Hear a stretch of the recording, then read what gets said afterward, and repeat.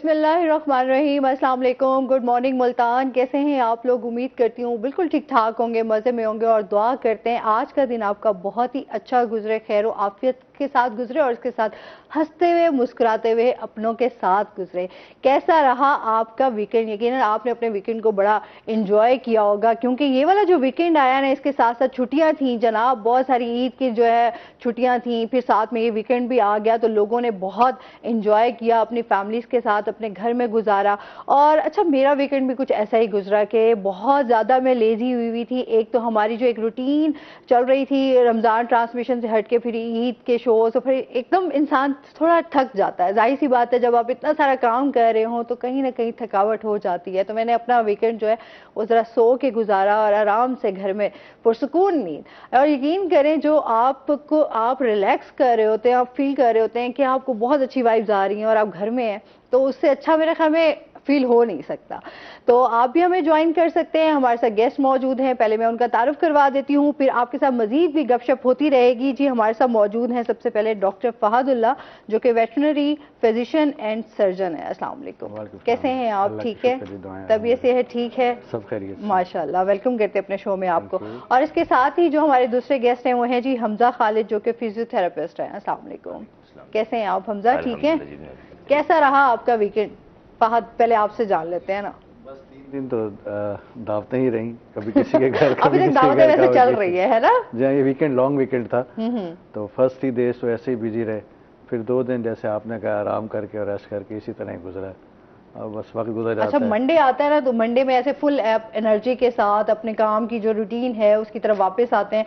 खैर, आज से तो तमाम जितने भी लोग हैं वो उनकी बड़ी भाग दौड़ लगी हुई है। सुबह में ऑफिस आ रही थी, मैंने देखा तमाम लोग जो है इस टाइम रश था ट्रैफिक का अच्छा खासा। हम देख रहे हैं कि मुल्तान में भी अब ट्रैफिक की जो सूरत हाल है वो बस अल्लाह माफी दे, बहुत ज्यादा ट्रैफिक हो गई है। ऐसे ही है ना, लेकिन हमें यही ख्याल करना चाहिए, कुछ ट्रैफिक के रूल्स होते हैं, अगर हम उनको अपना लें और उस पर अमल कर लें तो काफी हादसात से भी हम बच सकते हैं। क्योंकि आजकल हम देख रहे हैं हादसात बहुत ज्यादा हो रहे हैं, लोग एक दूसरे को ओवरटेक करने की उसमें कोशिश में क्या होता है, उसमें आपका अपना ही नुकसान होता है, हादसात हो जाते हैं, एक्सीडेंट हो जाता है। अभी आते हुए भी मेरे साथ वाकया होने लगा था। एक खातून थी, बड़ी रैश ड्राइव कर रही थी वो, और उनका मैं थोड़ी सी ऐसे हो जाऊँ, खातून का नाम आ गया। ऑन कंटिन्यूसली फोन, वो कॉल पे थी और बहुत रैश ड्राइव कर रही थी, और बल्कि उन्होंने, मैं बड़ा, आप बच गए? बच गया और पहुंच चुका हूँ। चले, वो अक्सर कहते होते हैं खवातीन की ड्राइविंग से ना मर्द हजरात को बचना चाहिए। ड्राइवर कहते हैं बेसिकली खवातीन को। अच्छा, खैर है, मैं खुद भी ड्राइव करती हूँ तो अल्हम्दुलिल्लाह। वैसे कभी अच्छा, मेरे साथ ऐसा हुआ है वैसे फहद, ऐसे मैंने कहा चले व्यूवर्स के साथ भी शेयर करें, तो मेरे साथ खुद आके लोग जो है ना वो गाड़ी में बचते हैं, अदरवाइज मैंने कभी किसी को नहीं हिट किया। वजह यह है कि खवातीन जब ड्राइव कर रही होती है ना, पिछले वाले को रास्ता उन्होंने कभी नहीं देना। नहीं, ऐसी बात नहीं है, ये बिल्कुल ऐसी बात है। अब मुझे लिटरली ड्राइव करते 25 ईयर्स हो गए, मैंने आज तक नहीं देखा कोई खातून किसी भी पीछे वाले ड्राइवर को, या कोई बाइक वाला है या वो गाड़ी वाला, उसको रास्ता नहीं मिलता। आप हॉर्न पे हाथ रखें, आप रखे आप 10 मिनट आप पीछे रहेंगे, आपको रास्ता नहीं मिलेगा जब तक आप लेफ्ट से जाकर ओवरटेक नहीं। अच्छा, मैं रास्ता देती, मेरे अक्सर अब्बा जी भी ये बात करते थे, कहते तू पीछे रह जाएंगी और आगे वाला चला जाएगा, मैं रास्ता दे देती हूँ फौरन। अच्छा, हमजा से भी जानते हैं। हमजा, आपका वीकेंड कैसा रहा? वीकेंड ठीक है, क्योंकि लॉन्ग वीकेंड था और एक ईद और बाकी की छुट्टियां मिला के, क्योंकि बाकी रेस्टिंग जो है वो बहुत कम आजकल बिजी शेड्यूल में मिलती है, तो एक बहुत अरसे बाद एक लंबा रेस्ट करने का टाइम मिला है हमें, तो जिसकी वजह से बहुत एक रिफ्रेशमेंट और सब कुछ मिला के एक अच्छा वाइब रही है। ये सही है, मतलब आपने अपने वीकेंड भी एंजॉय? बिल्कुल एंजॉय किया। अच्छा, जो जाहिर सी बात है, जो जिम कर रहे हो, आप जिम में होते हैं तो वहाँ पर भी बड़ी एक टफ रूटीन आपकी चल रही होती है, ऐसे ही है ना? बिल्कुल, इसीलिए हमारे लिए जो कोई भी इस तरह का ओकेजन या इवेंट होता है, वो एक बजाय सेलिब्रेशन के वो हमारे लिए रेस्टिंग मिल जाती है हमें, हमारी बॉडी को और मेंटली हमें, क्योंकि जिम एक ऐसी जगह है जहाँ पे हर वक्त हल्ला गुल्ला और शोर शराबा और हमेशा लोग एक्साइटेड रहते हैं, वहाँ पे कभी आपको लो वाइब्स नहीं मिलती।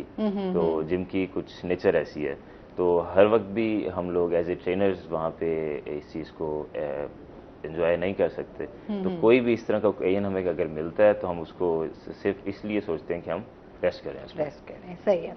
अच्छा फहद, सबसे पहले तो आपसे जान लेते हैं कि जो आज हम बात करेंगे कि जो पालतू जानवर होते हैं उनका ख्याल कैसे रख सकते हैं। एक तो मौसम भी चेंज हो रहा है, अभी जैसे बहुत ज़्यादा गर्मियाँ आ गई हैं, जैसे अपने घर में कैट, डॉग्स, परिंदे रखे हुए होते हैं, उनके हवाले से बताइए किस तरह ख्याल रख सकते हैं उनका? सबसे पहले जो है फीड और वाटर जो है इट्स अ बेसिक नेसेसिटी, और शेल्टर। अगर तो आपने घर में पेट्स रखे हुए हैं, इंडोर पेट्स हैं तो वो ऑलरेडी बहुत अच्छी बात है, और अगर आउटडोर हैं तो कम से कम उनके शेल्टर का ख्याल करें, धूप से बचाएं। गर्मी इस वक्त temperature it's around more than 50, क्योंकि हमारे पाकिस्तान में, वर्ल्ड में ये एक ट्रेंड है कि मोर देन 50 टेम्परेचर नहीं देते, दिखाते ना ही शो करते हैं, क्योंकि उसके बाद हॉलीडेज देनी पड़ती हैं नेशनली। तो टेम्परेचर इट्स मोर देन 50, तो आप उसको रिड्यूस इस तरह कर सकते हैं कि अगर आपके जो पेट्स हैं, जो फर वाले पेट्स हैं, जो लॉन्ग कोट्स पेट्स हैं, उनकी आप शेव करवाएं, उनको ट्रिम करवाएं।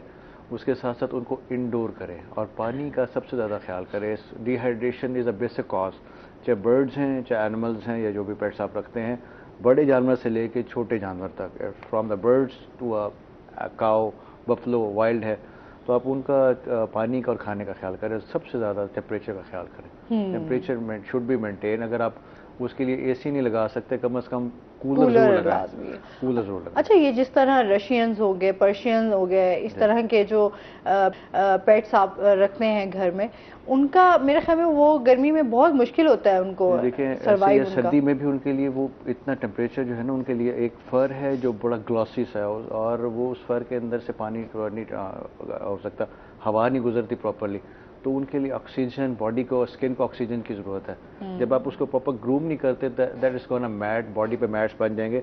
गर्मियों में वैसे भी शेडिंग सीजन स्टार्ट हो जाता है, तो आपको चाहिए, हमारे ऑनर्स जो पेट ऑनर है, उसको शेव करवाएं, ट्रिम करवाएं, ताकि उसके स्किन को भी ऑक्सीजन उससे लेनी है, ब्रीथ करती है स्किन, उससे उसकी जो है हेल्थ बहुत अच्छी रहती है। अगर आप इस चीज़ को नहीं कर सकते तो फिर आप इसको कम से कम एसी वाले रूम में शिफ्ट करें, otherwise it's a panic for the pets, और उसके बाद ऑनर के लिए भी पैनिक स्टार्ट हो जाता है अगर हम इस चीज़ को बॉदर नहीं करते।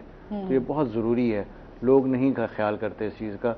वो कहते हैं जी शक्ल ख़राब हो जाएगी। आप यूरोप में देखें, हालांकि वहाँ पे टेम्परेचर बहुत अच्छे होते हैं, लेकिन वो फिर भी इस चीज़ का ख्याल करते हैं कि उसकी शेडिंग जो है ना, वो जो उसका जो शेविंग है वो बहुत ज़रूरी है, वो करवाते हैं। बहुत सारे लोगों को शौक तो होता है कि घर में जानवर रखें, पालें, और लेकिन उनका वो ख्याल तो रख रहे होते हैं, लेकिन उस तरह जो एक प्रॉपर, क्योंकि मैं समझती हूँ अगर आपने कोई भी जानवर घर में रखा है तो आप उसको बिल्कुल बच्चों की तरह ही आप उसको पाल रहे होते हैं ना, उसको ट्रीट कर रहे होते हैं, उसको ज़रूरत होती है हर चीज़ की। कुछ फैमिलीज ऐसी हैं जो बहुत केयरिंग है, हाँ, बस कुछ लोग ऐसा शौक तो ले आते हैं, बट वो देन उनके लिए वो है ना, वो शौक में चले जाते हैं कि हम इसको मेंटेन कैसे करना, उसको मेंटेन नहीं कर पाते। पेट लेके आना is not a big deal, उसके बाद उसकी केयर, उसकी मेंटेनेंस बच्चों से ज्यादा टाइम मांगते हैं वो।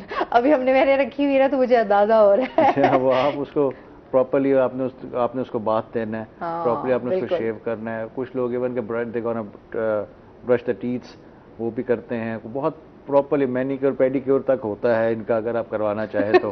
अच्छा डॉक्टर साहब बैठे हुए, तो मैं वो मुझे याद आ गया कि मैं ऐसी कैट शॉप में गई तो मैंने प्रॉपर उसकी छोटी छोटी चीजें देखी ना, कि उसके ब्रशेज, उसके दांत, उसका शैम्पू, उसका कंडीशनर, उसका सोप, और बहुत सारी चीजें ऐसी जो हम समझते हैं बच्चों के लिए हम ला रहे होते हैं। आप समझते सिर्फ खवातीन ये चीज इस्तेमाल कर सकती हैं, तो ऐसा कुछ नहीं है। नहीं, ऐसा नहीं है। जो आप घर में रखते हैं ना जानवर, वो मेरे ख्याल में ज्यादा एक तो नखरे वाले होते हैं और ज्यादा केयर मांग रहे होते हैं हर चीज में। यहाँ पे ट्रेंड स्टार्ट नहीं हुआ, यूरोप में जो है वो प्रॉपर सैलून्स बने हुए हैं। हाँ, ठीक है, वहाँ जो फीमेल जो पेट्स है ना, उनके अलग से सैलून बने हुए हैं, प्रॉपर उनकी ग्रूमिंग होती है, उनकी नेल ट्रिमिंग होती है, इवन के वो नेल पॉलिश भी लगाते हैं, मैंने देखा है उधर। हाँ। तो प्रॉपर ही तैयार किया जाता है। तो चीज़ें मेंटेन करने से है, अगर आप पेट ले आते हैं तो वो उसका ख्याल करना भी आपके जिम्मे है, तो वो बहुत ज़रूरी है। और गर्मी में सबसे ज़्यादा पानी का ख्याल करें, 3-4 घंटे के बाद पानी ज़रूर चेंज करें। ठीक है, चाहे वो बर्ड्स हैं चाहे वो पेट्स हैं। और बहुत ठंडा चिल वाटर ना रखें, इतना रखें कि नॉर्मल टेम्परेचर थोड़ा सा ठंडा हो, बहुत ठंडा नहीं हो, ताकि उसको पीने में भी थोड़ा सा सूदिंग सा इफेक्ट आए। ठीक है। अच्छा, हमारे साथ हमजा मौजूद है, तो हम बात कर रहे हैं जिस तरह जानवरों के ख्याल की, तो अपनी फिट इंसान जो है ना वो बड़ा ख्याल रखता है। आप क्या कहना चाहेंगे, किस तरह हम अपने आप को फिट रख सकते हैं? देखिए जी, फिटनेस एक बहुत ब्रॉड एक टर्म है हमारे लिए, तो इसको कई लोग समझ नहीं सकते सही से। फिटनेस एक इंडिविजुअल जो एक इंसान है उसको ही knows what he has to do. तो सबसे बेहतर जो आपका ट्रेनर होता है वो आप खुद होते हैं। आपको पता है आपने आपकी क्या स्लीपिंग रूटीन्स होनी चाहिए। फिटनेस नॉट जस्ट कि आप जिम चले गए हैं और वहाँ से आ गए हैं। आपकी न्यूट्रिशन, आपकी स्लीप, आपकी स्ट्रेस, आपकी लाइफ में किस तरह के फेजेस से गुजर रहे हैं, ये सारी, क्योंकि फिटनेस मेंटली फिजिकली ये दोनों तरीके से आप अपने आप को फिट रख सकते हैं। तो एक दूसरे से ये रिलेट करती हैं। अगर आप मेंटली साउंड नहीं है तो आप फिजिकली भी साउंड नहीं हो सकते। तो फिटनेस अपनी अचीव करने के, लेवल ऑफ फिटनेस अचीव करने के लिए हमें ज़रूरी है कि हर एक एस्पेक्ट जो है हमारी लाइफ का, तो उसको हम साउंड रखें। अपने आप को मेंटली भी साउंड रखें, अपने आप को फिजिकली भी साउंड रखें, अपनी न्यूट्रिशन भी बैलेंस रखें, अपनी स्लीप भी मतवाजन रखें, ताकि हर चीज़ इन बैलेंस हो। ये एक रिदम होता है, जैसे कि चेन होती है ये। तो जब आप एक चीज़ को ब्रेक करते हैं तो आपके पूरा जो एक साइकिल है आपकी फिटनेस वो का साइकिल, डिस्टर्ब वो हो डिस्टर्ब हो जाता जाता है। है। अच्छा, आप नींद की बात कर रहे हैं, नींद के हवाले से हम अगर देखें तो आजकल जो हमारी नींद की रूटीन है वो हमारा है कि बहुत लेट जाकर आपको 3-4 बजे जाकर आप सोते हैं और फिर आपने सुबह जल्दी भी उठना होता है, क्योंकि जो लोग काम कर रहे होते हैं, जिन्होंने सुबह ऑफिस जाना होता है, उनकी भी यही रूटीन होती है। अच्छा, बैंकर्स होते हैं, वो उनकी हमेशा एक जो शिकायत रह जाती है ना कि हमें काम बहुत ज़्यादा करना पड़ता है, लेकिन जो है हमें टाइम बहुत कम मिलता है सोने का, लेकिन हमने सुबह फिर उठ के सुबह 9 बजे फिर ऑफिस पहुंचना होता है। तो ऐसे लोग जो हैं वो कैसे ख्याल रख सकते हैं? देखिए, एक आपने जो बताया कि नींद का ना आना भी एक क्योंकि इशू है, तो आपका साइकिल, स्लीप साइकिल डिस्टर्ब होना, स्पेसिफिकली इसमें हम देखें जो स्क्रीन्स हैं हमारी, इनके अंदर ब्लू लाइट का यूज़ जो है, इवन आप अगर अपने सेल फोन्स को अगर आप स्लाइड करें, उसमें एक ऑप्शन होता है आई शील्ड का, तो वो बेसिकली ब्लू लाइट क्योंकि हमारे रोज़मर्रा की ज़िंदगी में इतनी ज़्यादा स्क्रीन्स ऐड हो गई हैं, तो ब्लू लाइट का सबसे बड़ा एक साइड इफ़ेक्ट ये है कि वो आपके स्लीप वेक साइकिल को डिस्टर्ब कर देता है। सही। आपका एक बायो रिदम होता है, आपका वो बायो रिदम ख़राब हो जाता है। मतलब आपने अगर रात में सोना है तो आप दिन में सो रहे हैं, तो ऑटोमेटिकली फिर आप रात में सो नहीं सकेंगे, क्योंकि आपका रिदम डिस्टर्ब हो चुका है। तो सबसे पहले तो अपना ये जो एक स्क्रीन्स हैं, इनसे इवन कि आप अगर फ़ोन्स में भी अपने चेक करें तो वो भी उसमें एक टाइमर होता है। आप शाम इवनिंग के बाद स्क्रीन्स के नज़दीक अगर जाते हैं तो उससे ये होता है कि आपको नींद रात को बहुत लेट जाके आती है। तो ये ब्लू लाइट का एक इफ़ेक्ट जो है, इससे बचना बहुत लाजमी है अपने स्लीप वेक साइकिल को सेट रखने के लिए। बाकी चीज़ें जो हैं वो सेकेंडरी हैं, क्योंकि आपका काम कैसा है, अगर आप उसको मैनेज करते हैं, बाकी सारी चीज़ें आपने खुद मैनेज करनी है। ये एक ऐसी चीज़ है जो कि हमें पता नहीं चलता और हम उससे इसका शिकार हो रहे होते हैं। तो ब्लू लाइट इज़ मस्ट। ठीक है, तो मतलब नींद का आपको वैसे भी ना कहते हैं अच्छी नींद जो है वो आपके हेल्थ के लिए बड़ी अच्छी है। मोबाइल की जान छोड़ेंगे तो नींद आएगी। बिल्कुल।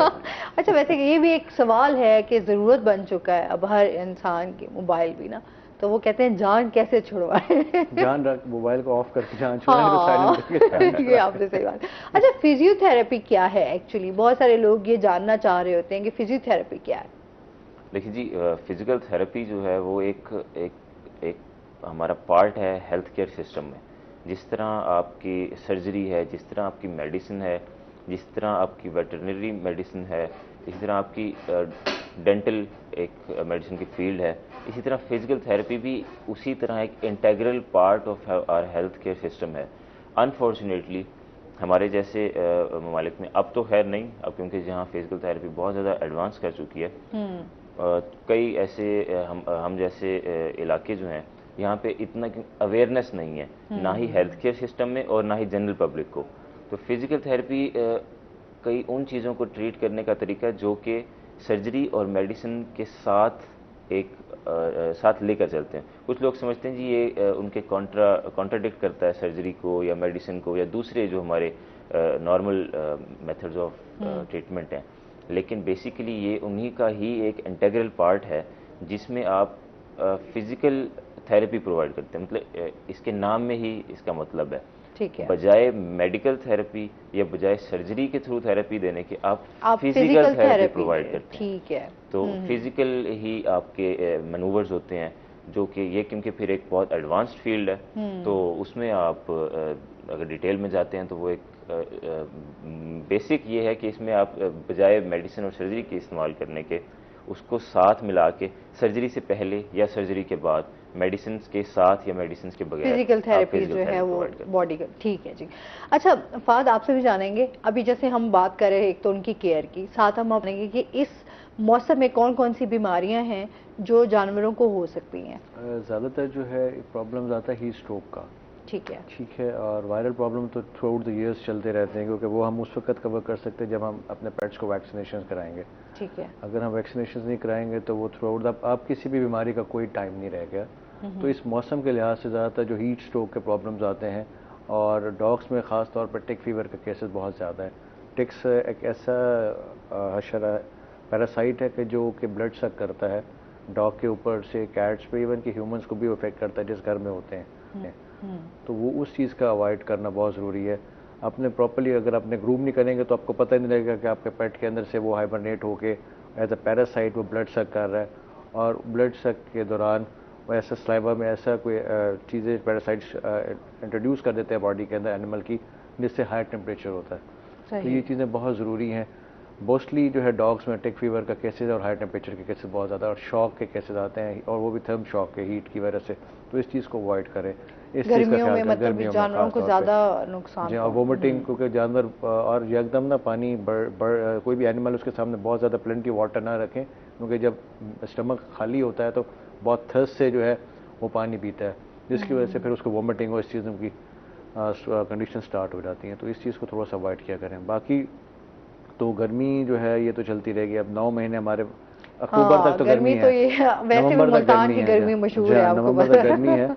तो हम लोग जो है ना, हमारे ओनर्स मोस्टली जो है, और आजकल वैसे भी कैट्स डॉग्स में ब्रीडिंग सीजन है, डॉग्स कैट्स जो है मोस्टली मेल कैट्स जो है स्ट्रे कैट्स में आकर फाइट्स बहुत ज़्यादा हो रही हैं। तो वो उस चीज़ को थोड़ा सा, और एक और चीज़ मैं ऐड करना चाहूँगा कि हमारे ऑनर जो हैं इस चीज़ को ऑन नहीं करते, अपने पेट का उस तरह ख्याल नहीं करते। वो हर दूसरे ऐसा क्वैक के पास लेके जाते हैं कि जो कि केस को जो है ना डिस्ट्रॉय कर देता है, उसके बाद एनिमल रिकवर नहीं करता।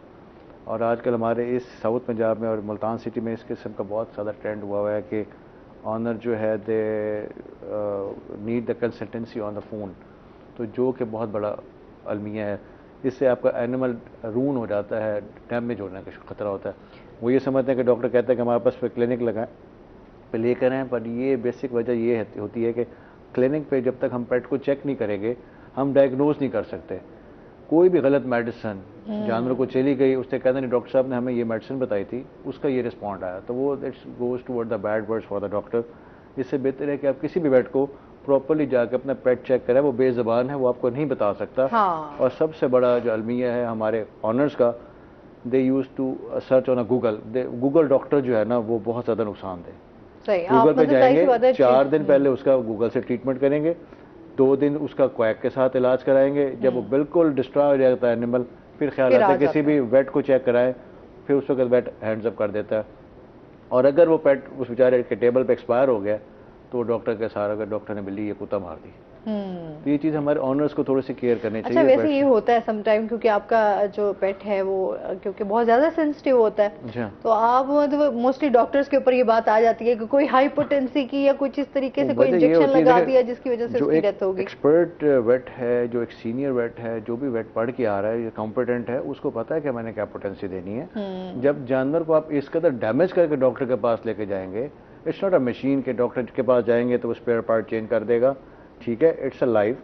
ह्यूमन डॉक्टर्स भी आप देखें, अगर एक दिन में इंसान ठीक होता तो निश्तर के वार्ड ना भरे हुए होते, हॉस्पिटल्स में बेडरूम्स ना होते, स्टे रूम्स ना होते, हर चीज़ को रिकवर करने में टाइम लगता है। It's not a machinery. आप किसी मशीन को भी दोबारा फिट करें ना, बाद वो भी ठीक नहीं बैठती। तो ये लाइफ है, हम उसको उस तरह लेके चलना चाहिए। हम लोग ने इसको मजाक बनाया हुआ है, हमने इसको एक एज अ लग्जरी तो लिया हुआ है, लेकिन उसको एज अ नीड, उसको आप एज अ रिस्पॉन्सिबिलिटी नहीं लेते। अच्छा डॉक्टर साहब, ये आपसे मैं जानना चाहूँगी लाजमी कि ये क्या बात ये सच है कि अगर आपको जानवर से कोई बीमारी लग जाती है तो आप ठीक नहीं हो सकते? देखें, ऐसा सच नहीं है। कंटेजियस प्रॉब्लम होते हैं जिसमें सबसे ज़्यादा जो है स्किन इश्यूज हैं, ठीक है।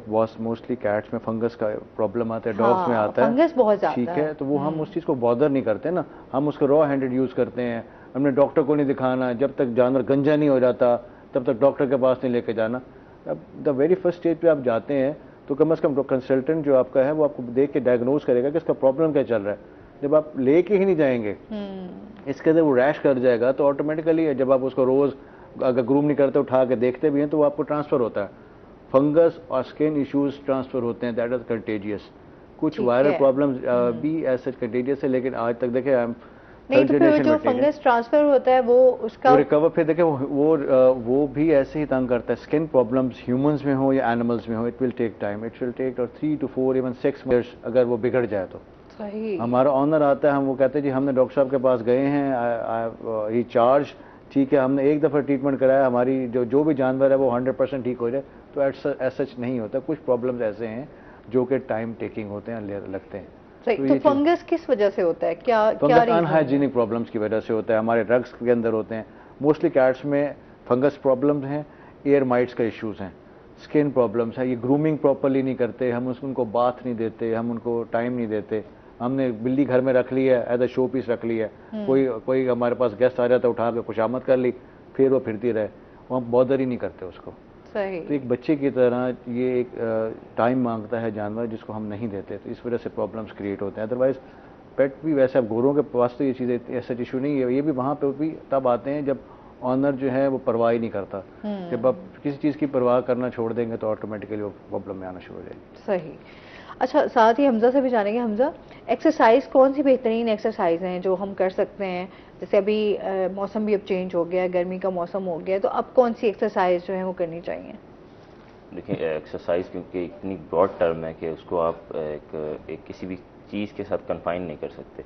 मौसम के चेंजिंग के साथ, अपने स्केड्यूल के चेंजिंग के साथ किसी भी चीज़ के साथ कन्फाइन नहीं हो सकती। इसके बजाय हमें ये पर्सपेक्टिव अडाप्ट करना चाहिए कि एक्सरसाइज जो है वो हम किसी भी चेंज के, वो मौसम का चेंज है, वो हमारा स्केड्यूल का चेंज है, जो भी हमारी एक्सरसाइज है उसके हिसाब से हम आपको मैं एक एग्जांपल देता हूँ कि अगर आप एक मतवाजन मौसम है, कोई बहुत हार्श वेदर नहीं है, तो आप आउटडोर एक्सरसाइज भी ऑप्ट कर सकते हैं।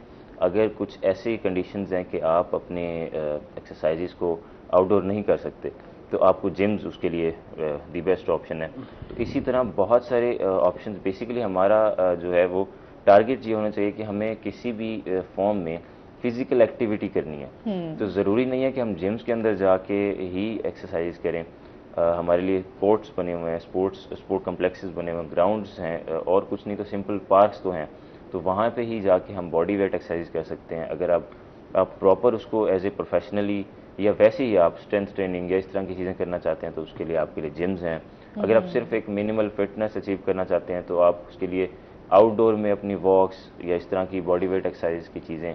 इसी तरह जिम्स के अंदर आप अपना कार्डियो का जितना सेक्शन होता है पूरा, उसमें ट्रेडमिल्स होती हैं, साइकिल्स होती हैं, वो सारे आप एक मिनिमल फिटनेस मेंटेन करने के लिए कर सकते हैं, बजाय इसको किसी भी एक चीज़ के साथ कन्फाइन कर देने के कि जी ये कंडीशंस होंगी तो हम एक्सरसाइज करेंगे या नहीं करेंगे। तो वो हमें इवेंचुअली डिमोटिवेट करने की तरफ ले जाता है, बजाय हमारे लिए आसानी पैदा करने के।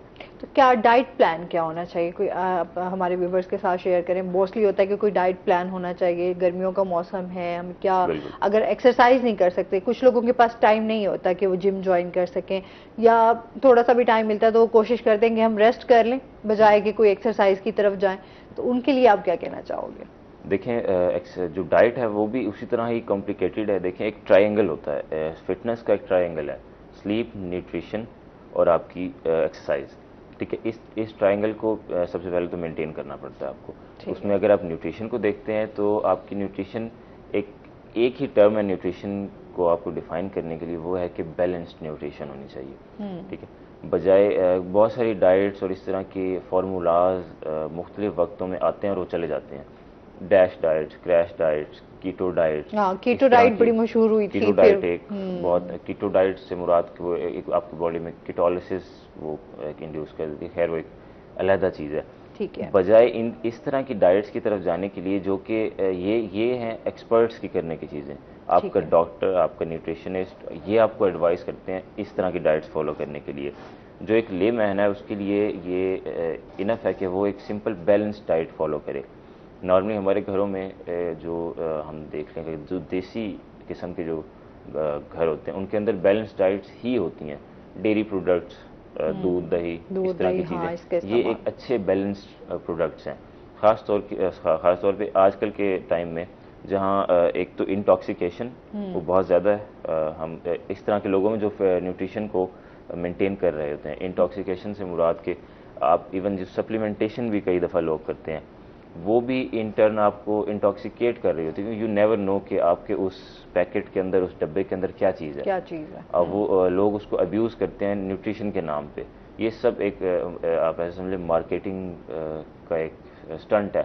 तो बजाय उन चीज़ों की तरफ जाने के और बहुत कॉम्प्लिकेट करने की चीज़ों को, आप सिंपली ये फॉलो करें कि आप अच्छे कार्ब्स ले रहे हैं, अच्छा फाइबर ले रहे हैं, अच्छी प्रोटीन ले रहे हैं, और इन्हीं चीज़ों से मिलकर आपकी एक बैलेंस डाइट बन जाती है। तो आपकी जो एक प्लेट है, एक सिंपल फार्मूला है कि आपकी एक प्लेट के अंदर 3 पोर्शंस हों, जिसके अंदर आपके गुड कार्ब्स, एक पोर्शन में, दूसरे में प्रोटीन्स और तीसरे में आपके गुड फैट्स। ठीक है, इस पे हम बात करेंगे। नाज़रीन, अभी हमने जाना है ब्रेक पे, हमारे साथ रहिएगा।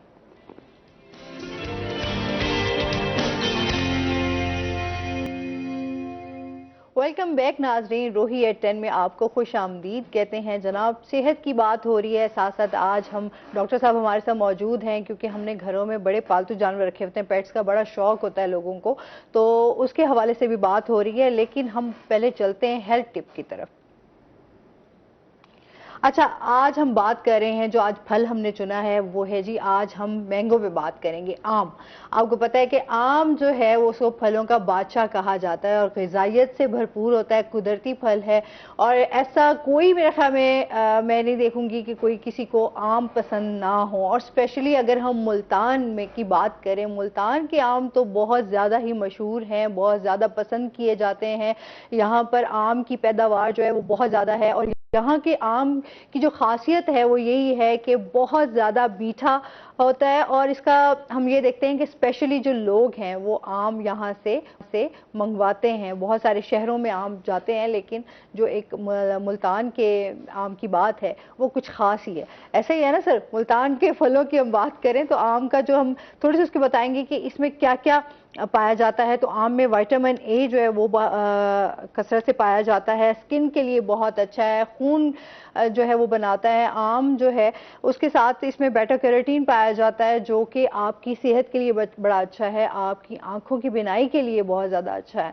अच्छा, बहुत ज़्यादा हम देखते हैं, बहुत ज़्यादा लोग जो है गर्मियों का मौसम जैसे स्टार्ट होता है तो क्योंकि आम का इंतज़ार होता है कि एक ऐसा फल है जो तमाम लोग जो है उसे शौक से खा रहे होते हैं। अच्छा, इसको किस तरह आपने खाया जाता है? बहुत सारे लोग इसको जो है, उसमें बहुत सारी वैरायटीज़ हैं, जिसमें अनवर लटोर हो गया, लंगड़ा हो गया, और मैं बात करूं कि इसमें जो है बहुत सारी वैरायटीज़ हैं, चौंसा है जी बिल्कुल, और भी बहुत सारे हैं जिसमें अभी मैं नाम शायद भूल जाऊं, लेकिन बहुत सारी वैरायटीज़ आमों की पाई जाती है। अगर हम बात करें रहीम यार खान का, उसमें बहुत ज़्यादा आम पाए जाते हैं, उनका आम बड़ा मीठा होता है। तो आम के लिहाज से देखा जाए तो इसको खाना चाहिए कि आपके खून के, लेकिन अगर वो कहते हैं ना हर चीज़ की ज़्यादती आपके लिए नुकसानदेह, आप बहुत ज़्यादा किसी चीज़ को खाने लग जाएंगे तो वो आपको ज़्यादा नुकसान पहुंचाएगा, क्योंकि आम की तासीर को ये कहा जाता है कि वो गर्म होता है। तो अगर हम उससे आम सिर्फ ग़िज़ाइयत के लिए और सेहत के लिए खाएं तो वो बहुत अच्छा है। अगर हम स्किन की बात करें कि स्किन को कैसे फ़ायदा दे सकता है, तो स्किन के लिए बहुत अच्छा है, आपकी स्किन को ग्लो करती है। आप जैसे उसको खाते हैं वो आपके जो है इम्यून सिस्टम को बेहतर करता है, आपको एनर्जी देता है, आपको तवानाई देता है आम। इसकी ग़िज़ाइयत जो है उस पर हम बेशुमार फ़ायदे हैं, उससे हम फ़ायदे उठा सकते हैं। वो कैसे? एक तो अच्छा, गर्मी की जैसे लू से आपने बचना है तो उसके लिए आम बड़ा मुफीद है, मिल्क शेक में आप इसको इस्तेमाल कर सकते हैं। अच्छा, जैसे आम थोड़े कच्चे हों तो आम की कच्चे की ना वो एक चटनी बनाई जाती है, मीठी चटनी उसको कहा जाता है, वो बड़े शौक से लोग खाते हैं। आम का अचार बहुत मशहूर है जी, आम का अचार यहाँ पर लोग जो है वो बड़े अगर हम देहात में, दही इलाकों में चले जाएं, अभी भी हमारी घर की जो ख़वातीन हैं उन्होंने अचार बनाना शुरू कर देते हैं। वो जिस तरह मौसम स्टार्ट होता है, कच्चे आम को तोड़ कर लाना और सुखाना और उसको अचार बनाना। तो आम का मुरब्बा जो है वो बहुत ज़्यादा लोग शौक से खाते हैं। आम की अगर हम बात करें तो बहुत ज़्यादा इस्तेमाल किया जाता है। ऐसे ही आपको पसंद है? मैं तो ये कहती हूँ आम खाने से वजन ही बढ़ जाता है। हाँ, वही ना, मैं अभी इसी तरफ आ रही थी कि आम अगर आप ज़्यादा खाएंगे तो बहुत ज़्यादा लोग समझते हैं शायद हम आम खा रहे हैं तो हमें मोटापा नहीं होगा, लेकिन आपको मोटापा हो सकता है। अगर हम बात करें, बहुत सारे लोग ऐसे हैं, आम ऐसा फल है, वही बात आ जाती है जिसको हम ना नहीं कहा जा सकता। तो जो जिनको शुगर है, जिनको डायबिटीज़ के जो पेशेंट हैं स्पेशली, वो बहुत ज़्यादा केयर करें, क्योंकि अच्छा है लेकिन वो लोग बेचारे ना खा नहीं सकते। मेरे ख्याल में उनको वो दूर से देख सकते हैं। खाने वाले खा लेते हैं, फिर इंसुलिन लगा लेते हैं। हाँ।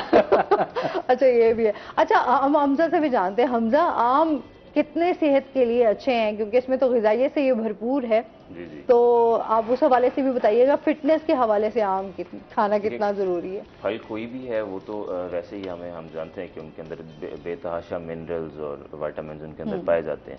लेकिन आम क्योंकि एक तो इससे हमारा दिली लगाव भी है, क्योंकि मुल्तान का एक फल है खास और मशहूर ख़ास फल है। हाँ। तो दूसरा ये कि इसके अंदर बहुत एक काफ़ी सारा मैग्नीशियम और पोटाशियम पाया जाता है, वो काफ़ी इसके अंदर मिकदार में पाए जाते हैं। तो उन लोगों में या जो इस चीज़ की कमी से गुजर रहे हैं, उनके अंदर तो वैसे ही ये फ़ायदा पैदा करता है। हाँ। तो अदरवाइज़ एक अच्छी एनर्जी सोर्स भी है हमारे लिए ये गुड कार्बोहाइड्रेट्स जिनको हम कहते हैं।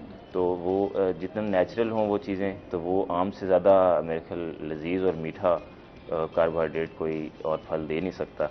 तो अगर बजाय हम बाकी चीज़ों के खाने के या बैड कार्बोहाइड्रेट्स कंज्यूम करने के हम आम को तरजीह दें, तो मेरा ख्याल है वो ज़्यादा हमारे लिए मुफीद अभी भी हमें बड़ी शिद्दत से वैसे आम का इंतजार है। अब आपको कम मिलेगा, खत्म हो चुका है। अच्छा ये बड़ी एक वो कहते हैं ना हमारी बदकिस्मती ये समझ लें मुल्तान वालों के लिए, कि एकदम जो है वो दरख्त काट दिए गए आम के और यहाँ से DHA बना दिए है ना, वो थोड़ा सा हमें दुख हुआ कि अभी मुल्तान के जो आम है वो फिर हम कैसे खाएंगे। कोई नहीं, हम लोग हमसायों को, किसी हमसाये शहर वाले को कहेंगे हमें दे जाए। यहाँ पे आम दरख्तों को तेजी से काटा जा रहा है, लेकिन ये है कि वहाँ बहुत ज़्यादा अभी इस पे काम हो रहा है कि आम के फलों के हवाले से बात हो रही है, तो आम के दरख्त काफ़ी सारे लगाए जाएं यहाँ मुल्तान में, ऐसे इलाके जहाँ पे बहुत ज़्यादा ज़रूरी है, क्योंकि आम का मुल्तान की खासियत ही आम है, तो इसके लिए बड़ा ज़रूरी है कि यहाँ पर बहुत ज़्यादा दरख्त जो हैं वो लगाए जाएँ। अच्छा जी, ये तो होगी सेहत के हवाले से, फलों की बात हो गई। अच्छा जिस तरह हम बात कर रहे थे फहद आ गया, सॉरी हमजा, जिस तरह के आप बता रहे थे कि क्या आपकी जो है डाइट प्लान, उसके हवाले से क्या क्या होना चाहिए, क्या क्या पोर्शंस होने चाहिए। डाइट प्लान हम इस पर पहले भी हमने बात की है, तो ये एक सिंपल उसको कंसाइज कर दिया जाए कि एक बैलेंस डाइट जो है हमें वो फॉलो करनी चाहिए हमेशा, बजाय हमें किसी कॉम्प्लिकेटेड डाइट या किसी भी इंटरनेट या गूगल डाइट की तरफ जाने के, क्योंकि ये सारी चीज़ें जो सोशल मीडिया पे मैवन्स पाए जाते हैं, मैवन्स हम लोगों को कहते हैं, जो फेकरी ज़्यादा होती है उसमें, और उसमें रियल लाइफ चीज़ें कम होती हैं। तो इसी तरह के कई डाइट प्लान जो है ना हमें वहाँ पे मिल जाते हैं, लेकिन वो सुबह का जैसे नाश्ता होना चाहिए, तो क्या नाश्ता होना चाहिए, क्या खाना चाहिए। देखिए सबसे पहले तो आप अगर अपना कोई स्पेसिफिक डाइट प्लान फॉलो करें तो वो उसमें आप बहुत स्पेसिफिक होंगे। अदरवाइज़ अगर आप एक जनरल रूटीन में हैं तो आप इससे बेहतर जिस तरह के एक देसी हमारे घरों में होता है कि डेयरी प्रोडक्ट्स, दूध दही, इस तरह की, क्योंकि पहले इनमें एक कहा जाता है कि फैट्स बुरे होते हैं, लेकिन अब एक साइंस भी चेंज हो रही है, एविडेंस भी चेंज हो रहा है कि जी ये जो डेयरी प्रोडक्ट्स का जो फैट है, एनिमल फैट है बेसिकली, वो बुरा नहीं है, बजाय जो हाइड्रोजनेटेड हमारा फैट्स होते हैं और ये ज़्यादा हमें नुकसान देते हैं।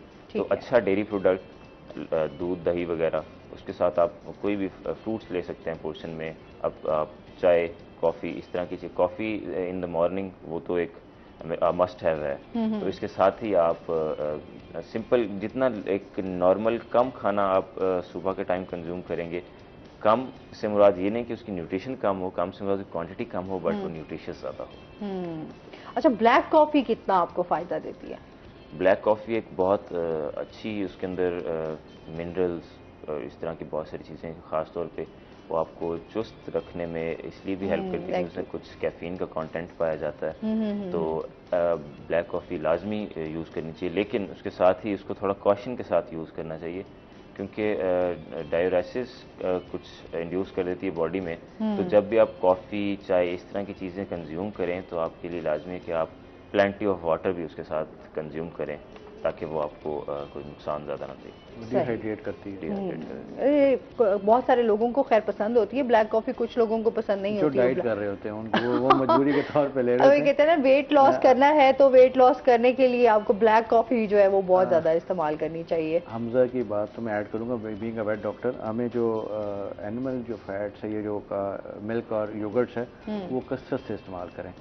क्योंकि जो उसके अंदर योगर्ट में जो प्रोबायोटिक्स हैं, जो हम दही लेते हैं, उसके अंदर बहुत अच्छे बैक्टीरिया होते हैं जो कि हमारे स्टमक के लिए बहुत हेल्दी होते हैं, और वो हमारी स्किन के लिए, हमारे मसल्स के लिए, बाकी चीज़ों के लिए बहुत अच्छा है, और पूरे डे की जो है रूटीन है वो बहुत अच्छी रहती है। तो डेयरी प्रोडक्ट्स नेचुरली लें, क्योंकि जो मोस्टली जो हमारे कॉन्सेप्ट स्टार्ट हो गया ना कि हमने डब्बे वाला दूध लेना है, ठीक है, या हमें डेयरी जो दही योगर्ट बनी हुई है वो दे आर फॉर्मुलेटेड, ठीक है, उसमें से वो इंग्रेडिएंट्स निकाल दिए जाते हैं जो कि हमें जो नेचुरली दही की दुकान से जो आपको दही मिलेगा ना, उसके अंदर जो या उससे बहुत अच्छा ये है कि आप घर में दही बनाएं, हाँ, घर में दही बनाएं, और घर में ही लोग अब मोस्टली जो है ना देसी घी जो अब मार्केट में मिल रहा है वो भी ऐसा प्योर नहीं है, उसमें एसेंस डाल रहे हैं, जो 1800 रुपए किलो जो बता रहे होते हैं आपको, जो टीवी पे मैं देख रहा था। सर ये बताएं कि आज के दौर में खालिश चीज मिल कहाँ रही है? खालिश चीज मिलना ही मुश्किल हो गया है। खालिश चीज आपके घर की खवातीन बना सकती हैं। हाँ, घर में आप देसी घी घर में बना सकते हैं, आप दही घर में खुद बना सकते हैं, जमा सकते हैं उसको। जो फैट्स, जो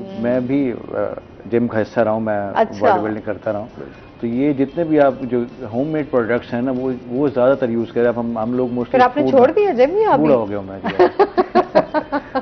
अच्छा, ये तो कुछ लोग यही बात करते हैं ना, ये बहाने ही होते हैं ना। नहीं, मुझे असल में बेसिकली कुछ अर्से पहले डिस्क का प्रॉब्लम आ गया था, बैक लॉन्ग ड्राइव की वजह से, तो मुझे डॉक्टर ने फिर मैं बहुत वेट सपोर्ट नहीं कर सकता, इसीलिए जो है वो मुझे छोड़ना पड़ा। Otherwise I continuously used gym for the 15 years. 15 साल मुसलसल, और मेरे पास अल्हम्दुलिल्लाह टाइटल्स हैं। मैं अपनी यूनिवर्सिटी का जो है ना कलर होल्डर हूँ। अपनी युवास की यूनिवर्सिटी का मैं कलर होल्डर उसको कहते हैं जो कि एक टॉप का एथलीट होता है यूनिवर्सिटी का, और एक ये प्राइड होता है यूनिवर्सिटी की तरफ से। अब यू कैन अचीवमेंट्स हैं आपकी जो आपको आपके बोर्ड्स पे या जब तक यूनिवर्सिटी आपका नाम लिखा जाता है, अल्हम्दुलिल्लाह मेरे पास वो भी है। But with the passage of time ये चीज़ें, लेकिन जो प्रोडक्ट्स हैं डेयरी के, बीइंग अ डॉक्टर, वो हम जरूर कहेंगे कि नेचुरली प्रोडक्ट्स बहुत यूज़ करें।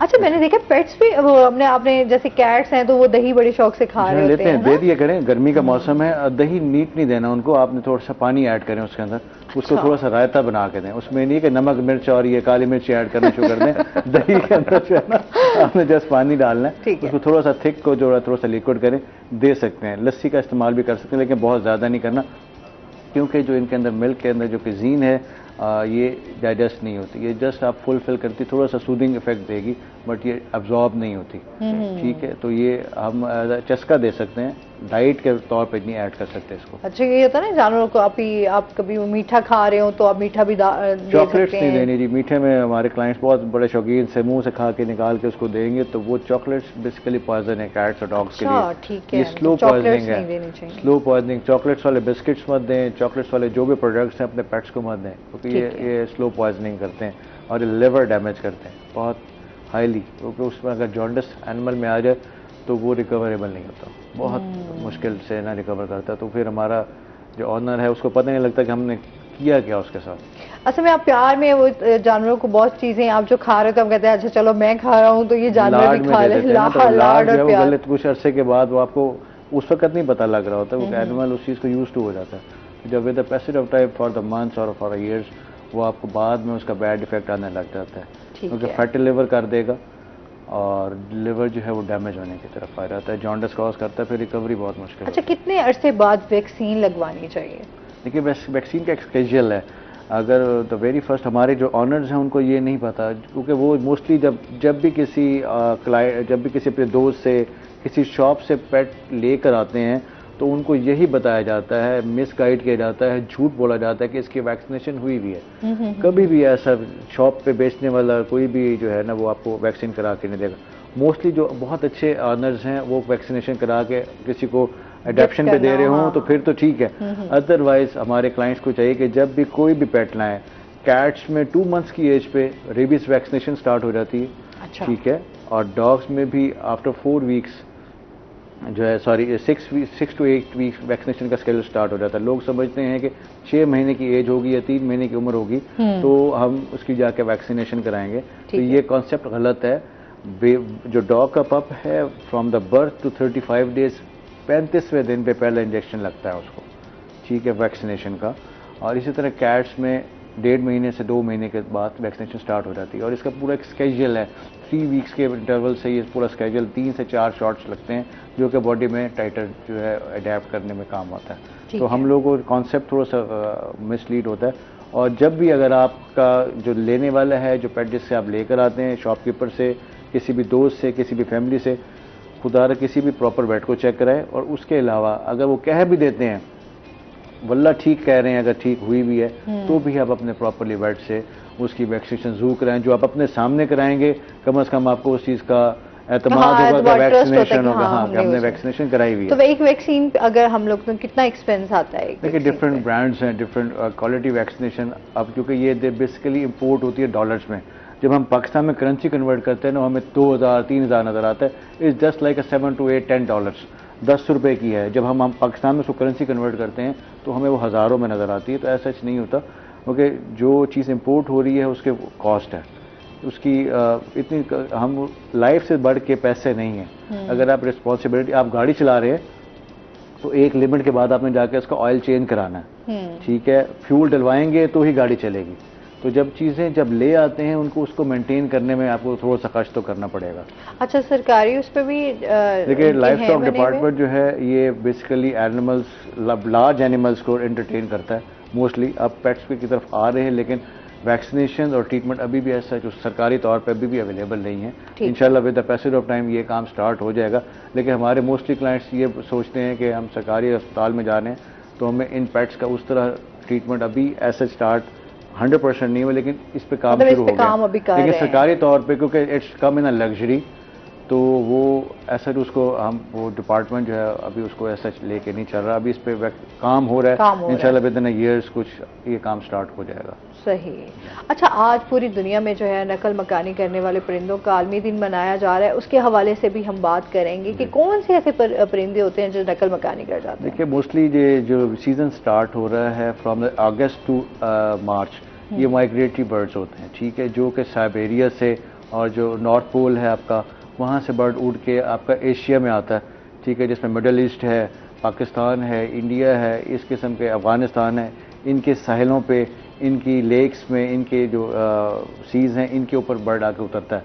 तो बेसिकली इसका मनाने का मकसद ये है कि जो यूरोप में या जो भी आज का with the passage of time electricity का इस्तेमाल रात के वक्त बहुत ज़्यादा हो गया। लाइट्स जो है ना वो ये गोरा ये कहता है कि लाइट्स को कम करें, लाइट को डिम करें ताकि जो बर्ड है उसको फ्लाई करने में प्रॉब्लम ना हो। जो रात को माइग्रेशन करके बर्ड आ रहा है क्योंकि इनके अंदर अल्लाह मियाँ ने एक ऐसा सिस्टम डाल दिया है नेविगेशन का कि ये फ्लाई रात को करते हैं और अपनी इनकी बीक के पास कोई ऐसा सिस्टम अल्लाह मियाँ ने इंट्रोड्यूस किया हुआ है, डाल दिया कि ये उसको सेंस करके ये ट्रैवल करते हैं। अच्छा। लाइट्स की वजह से हाई बिल्डिंग्स में ये बर्ड्स जो है मोस्टली जाके हिट होते हैं रात के वक्त।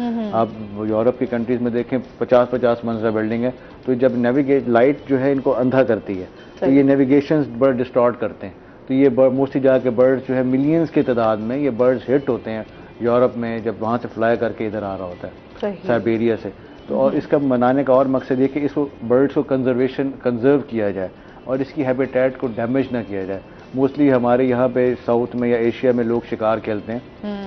मनाने का मकसद यही है कि जो बर्ड वहाँ से उड़ के यहाँ आ रहा है वो आप बेचारा अपनी ज़िंदगी बचाने के लिए आ रहा है, ना कि मरने के लिए आ रहा है। तो हम उसको शिकार के तौर पे हम मुर्गाबी का शिकार कर रहे हैं, हम जनाब तलोर का शिकार कर रहे हैं। तो इस तरह मुख्तलिफ बर्ड्स हैं। अब थाउजेंड्स ऑफ बर्ड्स की जो स्पीशीज़ हैं वो ट्रैवल करती हैं, अराउंड 4 to 5,000 स्पीशीज़ ट्रैवल कर रही है, जिसमें एक छोटी सी फिंच से लेके एक बड़ा फ्लेमिंगोज और इससे भी बड़े बर्ड्स जो है ट्रैवल करके आते हैं। अब लास्ट ये भी मैं कुछ देख रहा था कि इस दफ़ा जो बर्ड है मोस्टली इंडिया में मुंबई के जो सी है उसमें फ्लेमिंगोज अनएक्सपेक्टेडली बहुत बर्ड उतरा है। अच्छा। तो ये वजह है कि हमारे जो सिविलाइजेशन है इसकी वजह से इनको प्रॉब्लम आ रहा है, डैमेज हो रहा है बर्ड।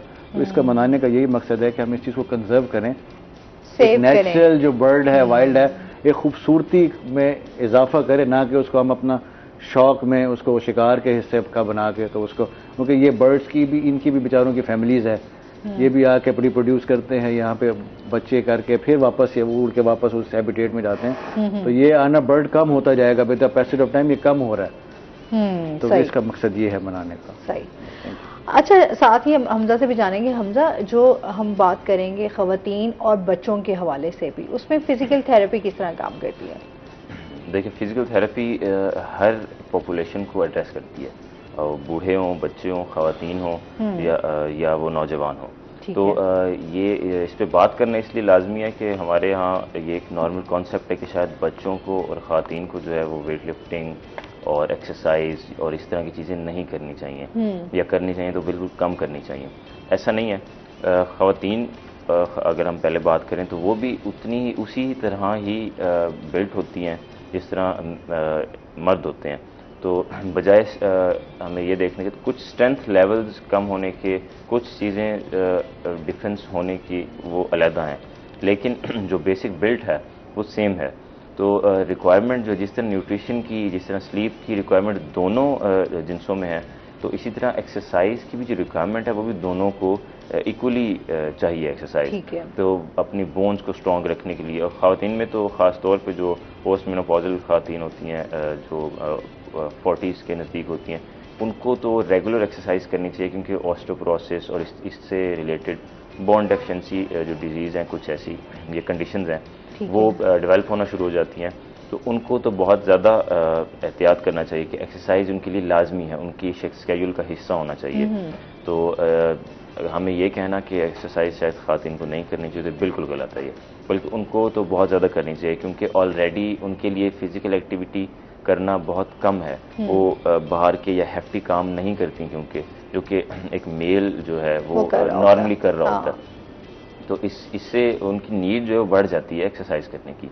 इसी तरह ही बच्चे हैं, जो बच्चे होते हैं एडोलेसेंस में या प्री एडोलेसेंस में, वो उनकी ग्रोथ का पीरियड होता है ये। उनकी फिजिकल प्लेट्स बढ़ रही होती हैं, मतलब ओवरऑल बॉडी में ग्रोथ, हार्मोनल चेंजेस आ रहे होते हैं, बहुत सारी ग्रोथ एक हो रही होती है, जो कि 24-25 तक आके जैसे हम कहते हैं कि जी ग्रोथ रुक गई है, बेसिकली रुक नहीं गई होती, एक और फेज में एंटर हो जाते हैं। वो एडोलेसेंस से निकल आते हैं, एडल्ट पोस्ट एडल्ट बन जाते हैं।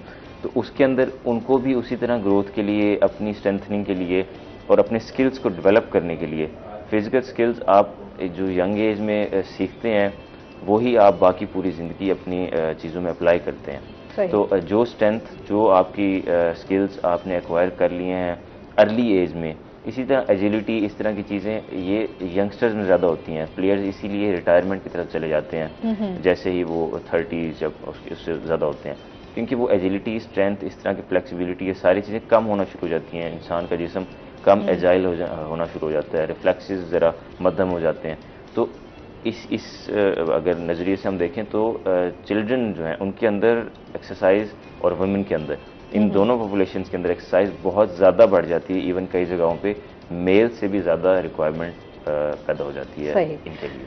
अच्छा जी, हमजा आपका बहुत शुक्रिया, फ़हद आपका भी बहुत शुक्रिया कि आप हमारे शो में आए और काफ़ी हद तक इन्फॉर्मेशन हमारे व्यूवर्स तक पहुंचाई, बहुत शुक्रिया। इसके साथ ही नाज़रीन, अभी हमने जाना है ब्रेक पे, हमारे साथ रहिएगा।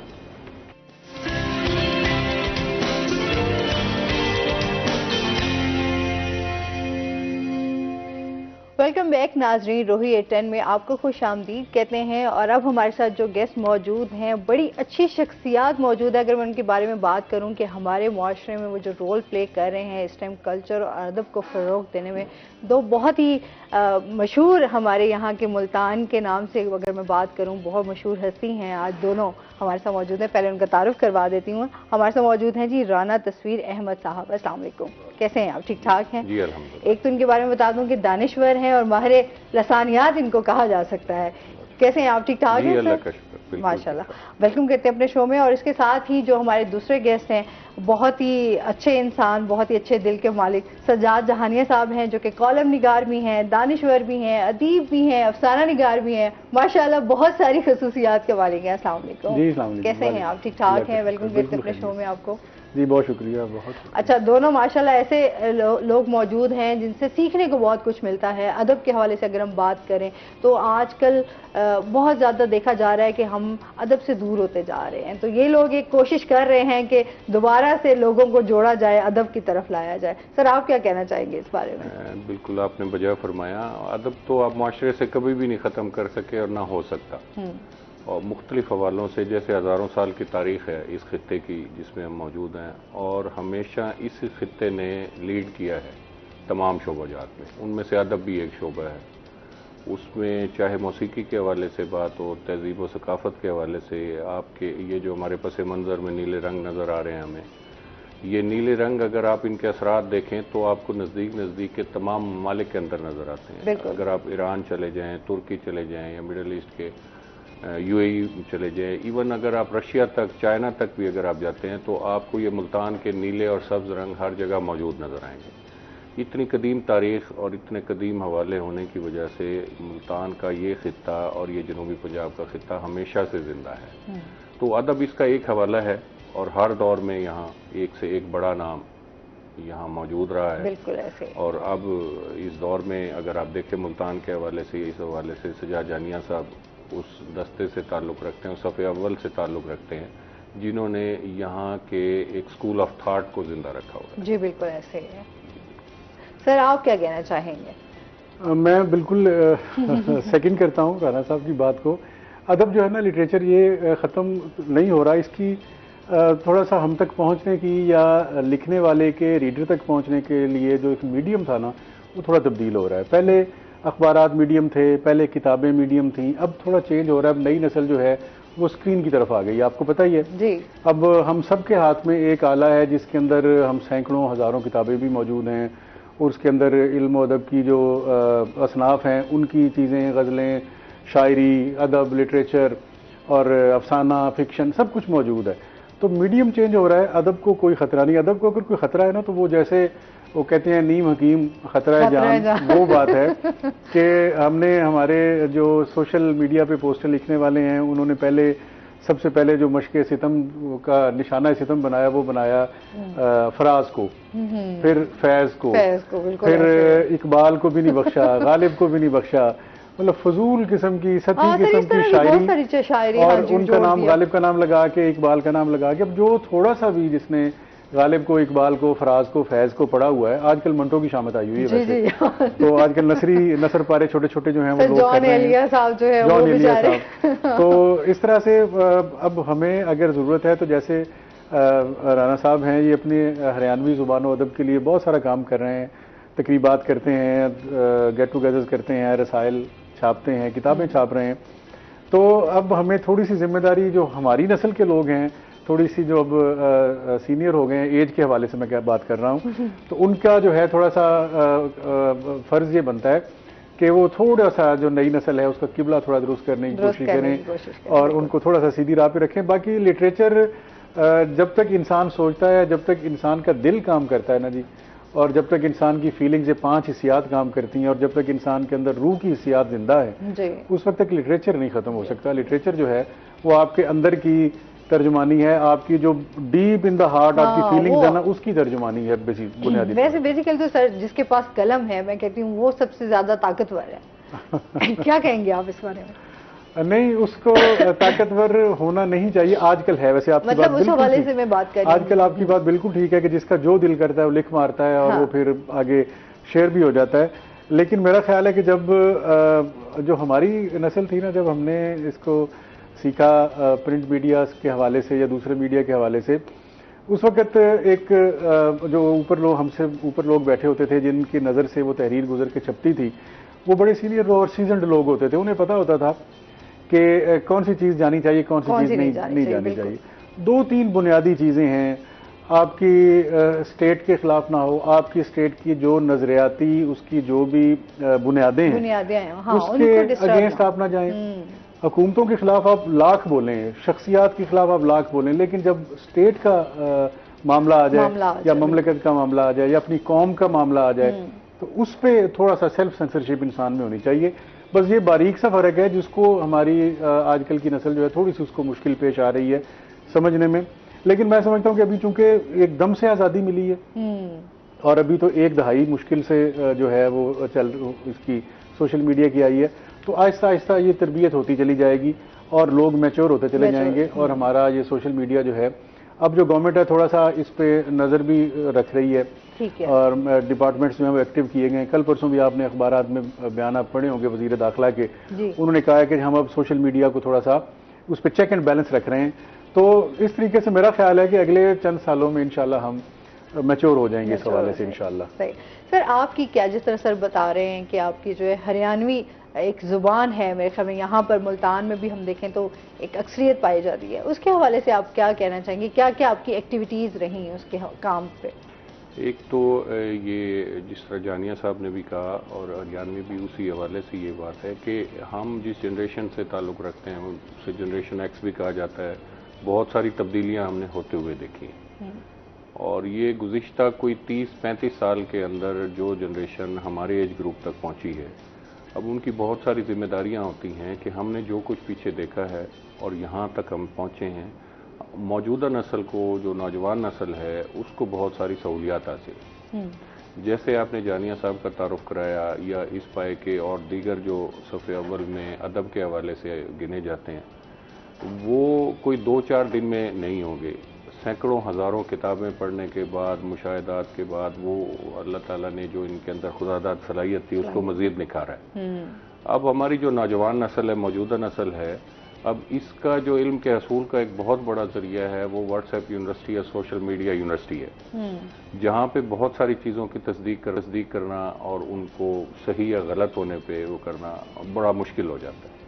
और एक और जो अलमिया हमारे साथ ये है कि जो अब ज़ाहिर है कि हम सीनियर एज ग्रुप में हैं इस वक्त, और हमारी तरह और जो दीगर शोबाजात में लोग मौजूद हैं, उसमें शख्सियत परस्ती और जो नरगसियत और इस किस्म की बहुत सारी चीज़ें इतनी ज़्यादा आ गई हैं कि वो चाहे जिस भी शोबा से ताल्लुक़ रखते हैं, किसी फ़िरका से, किसी भी पॉलिटिकल पार्टी से या किसी भी जमात से, किसी भी हवाले से अगर उनका वास्ता है, तो वो मिस्टर परफेक्ट बनने के चक्कर में बाकी सबको है ना बहुत गलत और बहुत पीछे ले जाते हैं जी। इसी तरह जो बहुत सारा एक मामला हुआ वो अरियानवी ज़बान के हवाले से, जैसे आपका सवाल था, इसी किस्म का शिकार ये हमारी ज़बान भी हुई। माइग्रेशन के बाद कोई 1 करोड़ के लगभग, 80 लाख से 1 करोड़ के लगभग जो लोग आए थे, तो वो तहजीब और कल्चर साथ लेके आए थे। अब ये पाकिस्तान बनने से पहले जो ये सारा खित्ता था, रीजन था, इसमें मुख्तलिफ ज़बानें बोली जाती थी, मुख्तलिफ कल्चर मौजूद थे, मुख्तलिफ तहजीबें मौजूद थी और सब मिलजुल कर बड़े अच्छे तरीके से रह रहे थे। अब भी इसी तरह ही मौजूद है। अच्छा सर, वैसे मुल्तान, आपकी बात काट रही हूँ, मुल्तान में भी अभी इसी तरह ही है कि बहुत सारी मुख्तलिफ ज़बानों के लोग यहाँ पर मुकीम हैं और हर किसी का एक दूसरे के साथ बड़ा प्यारा ताल्लुक है। मैं नहीं समझती यहाँ पे थोड़ा सा कोई इस तरह फ़र्क समझा जाता हो कि अच्छा इसकी ज़ुबान चेंज है तो इसके साथ ज़रा इस तरह रहना है, इस तरह इसके साथ पेश आना है। मुल्तान में मैंने ये देखा है कि सब एक दूसरे के साथ बड़े प्यार मोहब्बत से रहते हैं। आप ये देख लेना कि जो भी किसी भी हवाले से अगर हब होगा, जो किसी भी, जैसे जनूबी पंजाब का हब मुल्तान को समझा जाता है आजकल, इससे पहले मुल्तान वैसे पूरी दुनिया में कोई ऐसा फातेह नहीं होता था और जब तक मुल्तान नहीं आता था तो उसे है ना वो फातेह तस्वर नहीं किया जाता था।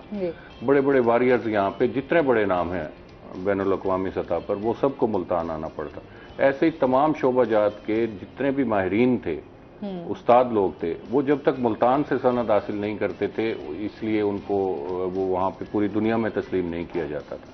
ये इस पस मंज़र के तहत बुनियादी वजह यही बनी है कि मुल्तान ने हमेशा सबको एक्सेप्ट किया और सबको यहाँ पे एक्सेप्ट करके उसको जगह दी और फिर वो उसकी सलाहियतें हैं कि वो अपने आप को कितना ऊपर लेके इन हवालों से इन चीज़ों को उसमें आ जाता है। सही। तो इसी हवाले से जैसे आपने अरियानवी ज़बान का पहले भी ये इसमें बात किया ना, तो वो जो माइग्रेशन के बाद जो लोग यहाँ पे आके बसे ना, तो अब उनकी तादाद कोई 3-3.5 करोड़ के लगभग पूरे मुल्क में है। सही। उनका ज़बान का मुख्तलिफ है, उनके लहजे मुख्तलिफ हैं, कोई 5-6 लहजे हैं जो बोले जाते हैं उस हवाले से, और उनका कल्चर, खाने पीने का, उनके रसूमात, उनके लिबास, उनके डांसेज, उनका लिटरेचर, थोड़ा डिफरेंट होता है, हर ज़बान का होता है, हर हवाले से हर तहजीब का उसमें होता है, लेकिन बहुत सारी चीज़ें इन 70-75 सालों के अंदर चीज़ें मिक्सअप भी हो गई। हरियाणवी कल्चर में भी बहुत सी चीज़ें ली गई हैं और हरियाणवी कल्चर की बहुत सारी चीज़ें दीगर तहजीबों में भी शिफ्ट हुई हैं। सही। अच्छा सर, आपसे भी जानेंगे, आपको बचपन से ही लिखने का शौक था, पढ़ने का बहुत ज़्यादा शौक था?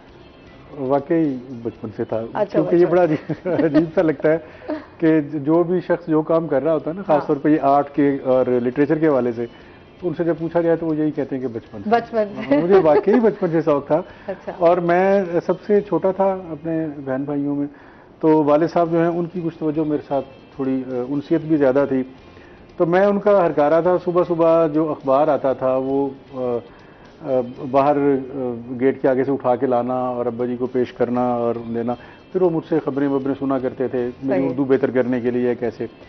तो तब से ना अखबार के साथ मेरी अटैचमेंट हो गई, बहुत छोटे होते से, यूँ जानिए कि पहली दूसरी तीसरी क्लास से। फिर उसके साथ बच्चों के का अखबार एक आया करता था, इमरोज़ उन दिनों छपता था, बंद हो गया, अब तो अखबार ही बंद हो गया वो। तो उसके साथ सोमवार वाले दिन बच्चों की दुनिया आया करता था, वो मैं फिर शौक से पढ़ने लगा। उसके बाद उसमें फिर ख़त लिखने शुरू कर दिए, चाचा जान की डाक के नाम से ख़त होते थे, उसमें ख़त वत लिखते थे। फिर आहिस्ता आहिस्ता कहानियों की तरफ आ गए, और होते होते फिर जो है मैंने फिर मास्टर्स इसी में कर लिया, जर्नलिज्म में, मैस कम्युनिकेशन उन दिनों से कहते थे। और फिर मैंने एक अखबार ज्वाइन कर लिया, रोज़नामा ख़बरें। 4-5 साल वो करने के बाद फिर सरकारी मुलाजमत में आ गया, पब्लिक सर्विस कमीशन के ज़रिए से। लेकिन फिर मैंने लिखने के साथ नाता नहीं तोड़ा, और कॉलम जो है वो लिखता रहा। आपने जारी रखा है? जी, लिखना जारी रखा, कॉलम जारी रखा, अखबारात में फीचर्स जारी रखे। फिर ऐसा ऐसा, चूंकि शुरू से मेरी तरबियत बुनियादी तौर पे कहानी के लिए हुई थी, बच्चों की कहानियाँ छोटी छोटी लिखना, तो फिर से काफ़ी लंबे गैप के बाद कहानी की तरफ आया। और मेरी फिक्शन की 2 किताबें, एक तो छप चुकी है, एक तैयार है, और एक में नॉवलेट हैं, 3 नॉवलेट हैं उसमें, औरत कथा के नाम से वो किताब है। और अब जो दूसरी किताब ज़ेर तबा है, बल्कि अभी तो ज़ेर तबा से पहले मतलब तैयारी के मराहिल में है, उसमें कुछ नॉवलेट हैं और कुछ अफसाने हैं। बाकी जो कॉलम्स हैं उसके 2 इंतखाब शाया हो चुके हैं अब तक। एक अभी हाल ही में आया टाली वाला लेटर बॉक्स के नाम से, एक 2013 में पहला आया था, उसका नाम था बेसमर राह का मुसाफिर। और एक किताब जो है वो खाकों पर मुश्तमिल है, मुल्तान की जो बड़ी बड़ी नामवर शख्सियात थी जी, उनको खाका ये थोड़ा सा मुख्तलिफ है। एक खाका तो ये होता है कि आपके साथ मेरा अगर फ़र्ज़ किया 10-12 साल का एक मिलना जुलना है, तो मैंने आपकी शख्सियत को जैसा पाया वैसा लिख दिया। खाके की असल तारीफ तो ये है। लेकिन वो ये ज़रा और तरह के खाके हैं कि मैंने शख्सियात को इंटरव्यूज़ किए, तवील इंटरव्यूज़, 3-3, 4-4, 5-5 घंटे के। और फिर उनमें से जो उसका एक यूँ जानिए कि सत निकला, उसका जो एक्सट्रैक्ट निकला, उसको फिर फिक्शन के अंदाज में लिख के तो वो पेश कर दिया। तो ये शख्सी खाके हैं बुनियादी तौर पर, लेकिन थोड़े से डिफरेंट हैं, क्योंकि ये उन्हीं शख्सियात के मुंह से उनका तारुफ है जो मैंने फिक्शन के अंदाज में लिखा। अच्छा सर, वैसे अफसाना में और नॉवल में क्या फ़र्क है? कोई फ़र्क नहीं, दोनों कहानियां हैं, बस सिर्फ उनके यूँ जाने के तवालत का फ़र्क है। नॉवल जो है वो एक तवील कहानी होती है, और उस एक बड़ी कहानी के अंदर कई छोटी कहानियाँ चल रही होती हैं। मसलन अगर वो किसी 2 किरदारों की कहानी है, तो उनके साथ जो वाबस्ता दीगर किरदार हैं, फिर उनकी कहानियाँ, मतलब एक बड़ी कहानी के अंदर छोटी छोटी छोटी कई कहानियाँ चल रही होती हैं, जिनको आखिर में जाके वो एक प्लॉट बुनता चला जाता है राइटर, लिखने वाला, और फिर आखिर में जाके उनको सबको मिला के उसको जो है वाइंड अप करता है, एंड करता है। अफसाने का को अंग्रेजी में आपको पता ही है, शॉर्ट स्टोरी कहते हैं। हाँ, और मुख्तसर कहानी के उन्वान से इसको जाना जाता है। और इसमें भी मुख्तसर कहानी होती है, और जो इसकी निसाबी तारीफ है जिसको आप कह लें, वो ये है कि किसी ख़ास इशू पे लिखी जाती है, मतलब किसी पूरी ज़िंदगी की कहानी नहीं है। नॉवल ज़िंदगी की कहानी होती है, ये एक किसी भी इशू पे लिखी जा सकती है, किसी एक वाक़े पे लिखी जा सकती है, किसी एक जुमले पे जो है कहानी लिखी जा सकती है, वो अफसाना कहलाएगा। सही, मतलब ये फर्क है, क्योंकि बहुत सारे लोग ये कहते हैं ना कि अफसाना क्या है, जी जी, नॉवल क्या है, अच्छा कॉलम क्या है, कहानियां किसे कहते हैं। हाँ, तो बहुत सारे सवालात जो हैं वो उठ रहे होते हैं माइंड में कि ये करना है, तो इनमें फर्क क्या है? चीजें तो एक सी हैं। कॉलम थोड़ी डिफरेंट चीज़ है। कॉलम अदबी सिन्फ नहीं है, वो दोनों लिटरेरी वो दोनों उसमें चीज़ें जी उसमें थी। ये इसको अब आहिस्ता आहिस्ता वैसे कॉलम नवीस कोशिश बड़ी कर रहे हैं, जो बड़े बड़े कॉलम नवीस हैं हमारे यहाँ, ख़ास तौर पे जिनका अदब में भी बड़ा कंट्रीब्यूशन है, लाइक अताउल्लाह कासमी साहब हो गए, या दीगर हसन निसार साहब हो गए, या दीगर हो गए, तो वो कोशिश कर रहे हैं कि इसको एक अदबी सिन्फ के तौर पर मान लिया जाए। लेकिन अभी जो नकाद हजरात हैं वो नहीं मान रहे।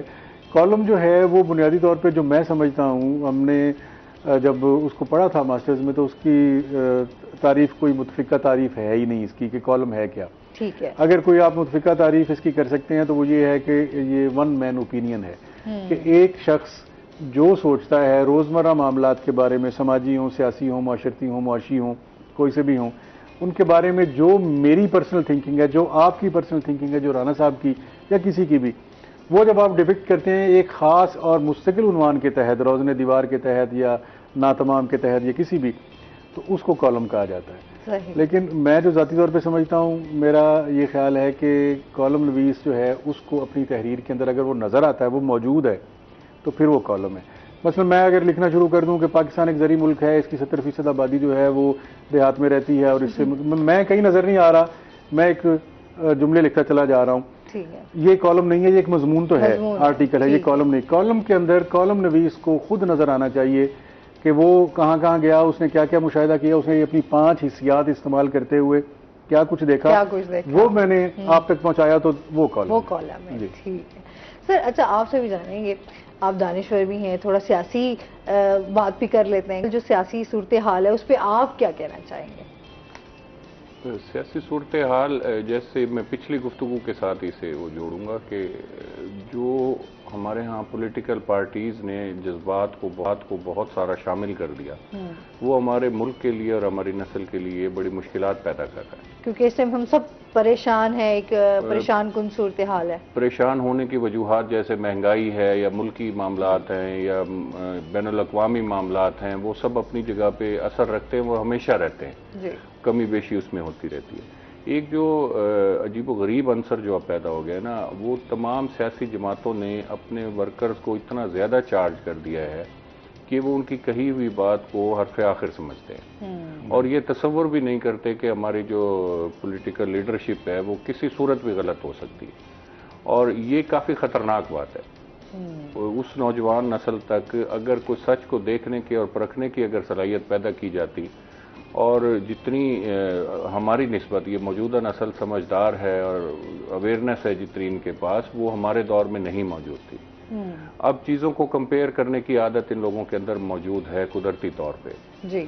और फिर मुख्तलिफ ये डिजिटल जनरेशन होने की वजह से इनके पास बहुत सारे वसाइल ऐसे हैं कि बहुत सारी चीज़ों का मवाजना कर लेते हैं, तो झूठ को बहुत ज़्यादा नहीं बेचा जा सकता।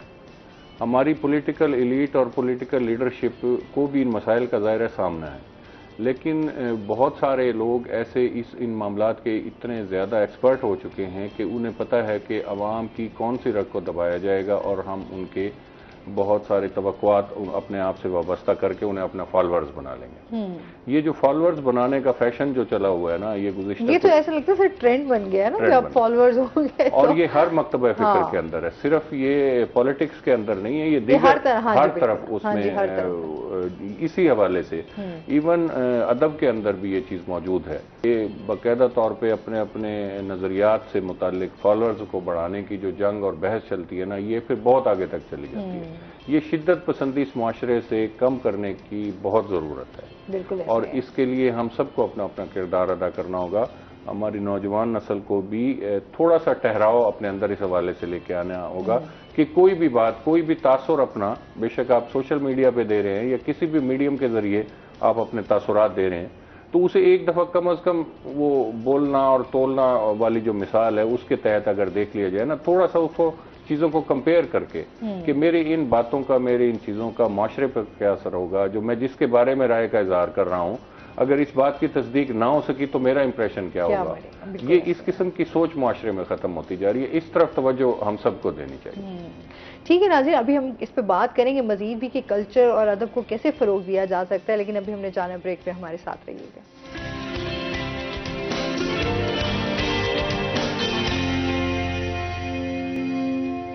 वेलकम बैक नाज़रीन, रोही एट 10 में आपको खुश आमदीद कहते हैं। कल्चर और अदब पर आज हमारी बात हो रही है, बहुत ही प्यारे गेस्ट हमारे साथ मौजूद हैं। साथ ही हम सकाफत की अगर बात करें तो यहाँ पर मुल्तानी खुस्सा बहुत मशहूर है। अगर हम देखें, वो उसने हमारी सकाफत को बड़ा जिंदा रखा हुआ है। खुस्सा किसको नहीं पसंद, और बहुत मशहूर है। अगर हम देखें ओवरऑल पूरी दुनिया में मुल्तानी खुस्सा जो है वो बहुत पसंद किया जाता है। यहाँ की ख़वातीन जो हैं वो खुस्सा बड़े शौक से बनती। कोल्हापुरी चप्पल हो गई, और अगर हम बात करें कि उसमें वैरायटीज़ की, तो वैरायटीज़ में बच्चे जो हैं, छोटे छोटे बच्चों के लिए जो प्यारे प्यारे खुस्से बनाए जाते हैं, आज भी लोग उसकी तरफ बहुत ज़्यादा उनका रुझान है। जितने भी आपके ब्रांड्स आ जाएँ, चीज़ें आ जाएँ, जो आपकी सकाफती चीज़ें होती हैं वो कभी चेंज नहीं हो सकती। उनको हमेशा जिंदा रखना भी चाहिए और उसको लेकर आगे उसको फ़रोग भी देना चाहिए। अगर हम खुस्सों की बात करें, यहाँ के मुल्तान की हमारे अंदरून वाली साइड पे जाएं, अगर हम यहाँ पे हमारा एक मशहूर बाजार है हुसैनागई, और अगर हुसैनागई के अंदर जाएं और घंटा घर के पास जो है वो पूरी एक मार्केट जो है वो बनी हुई है। वहाँ पर डिफरेंट किस्म के खुस्से जो हैं, वहाँ पर मर्दाना भी, सिंपल भी, नोकदार, डिफरेंट वैरायटीज़ हैं। लोग आके बड़े शौक से पसंद करते हैं। इवन कि यहाँ पर जो लोग बाहर दूसरे शहरों से आए हुए होते हैं वो स्पेशली आते हैं जी मुल्तानी खुस्से देखने, खरीदने।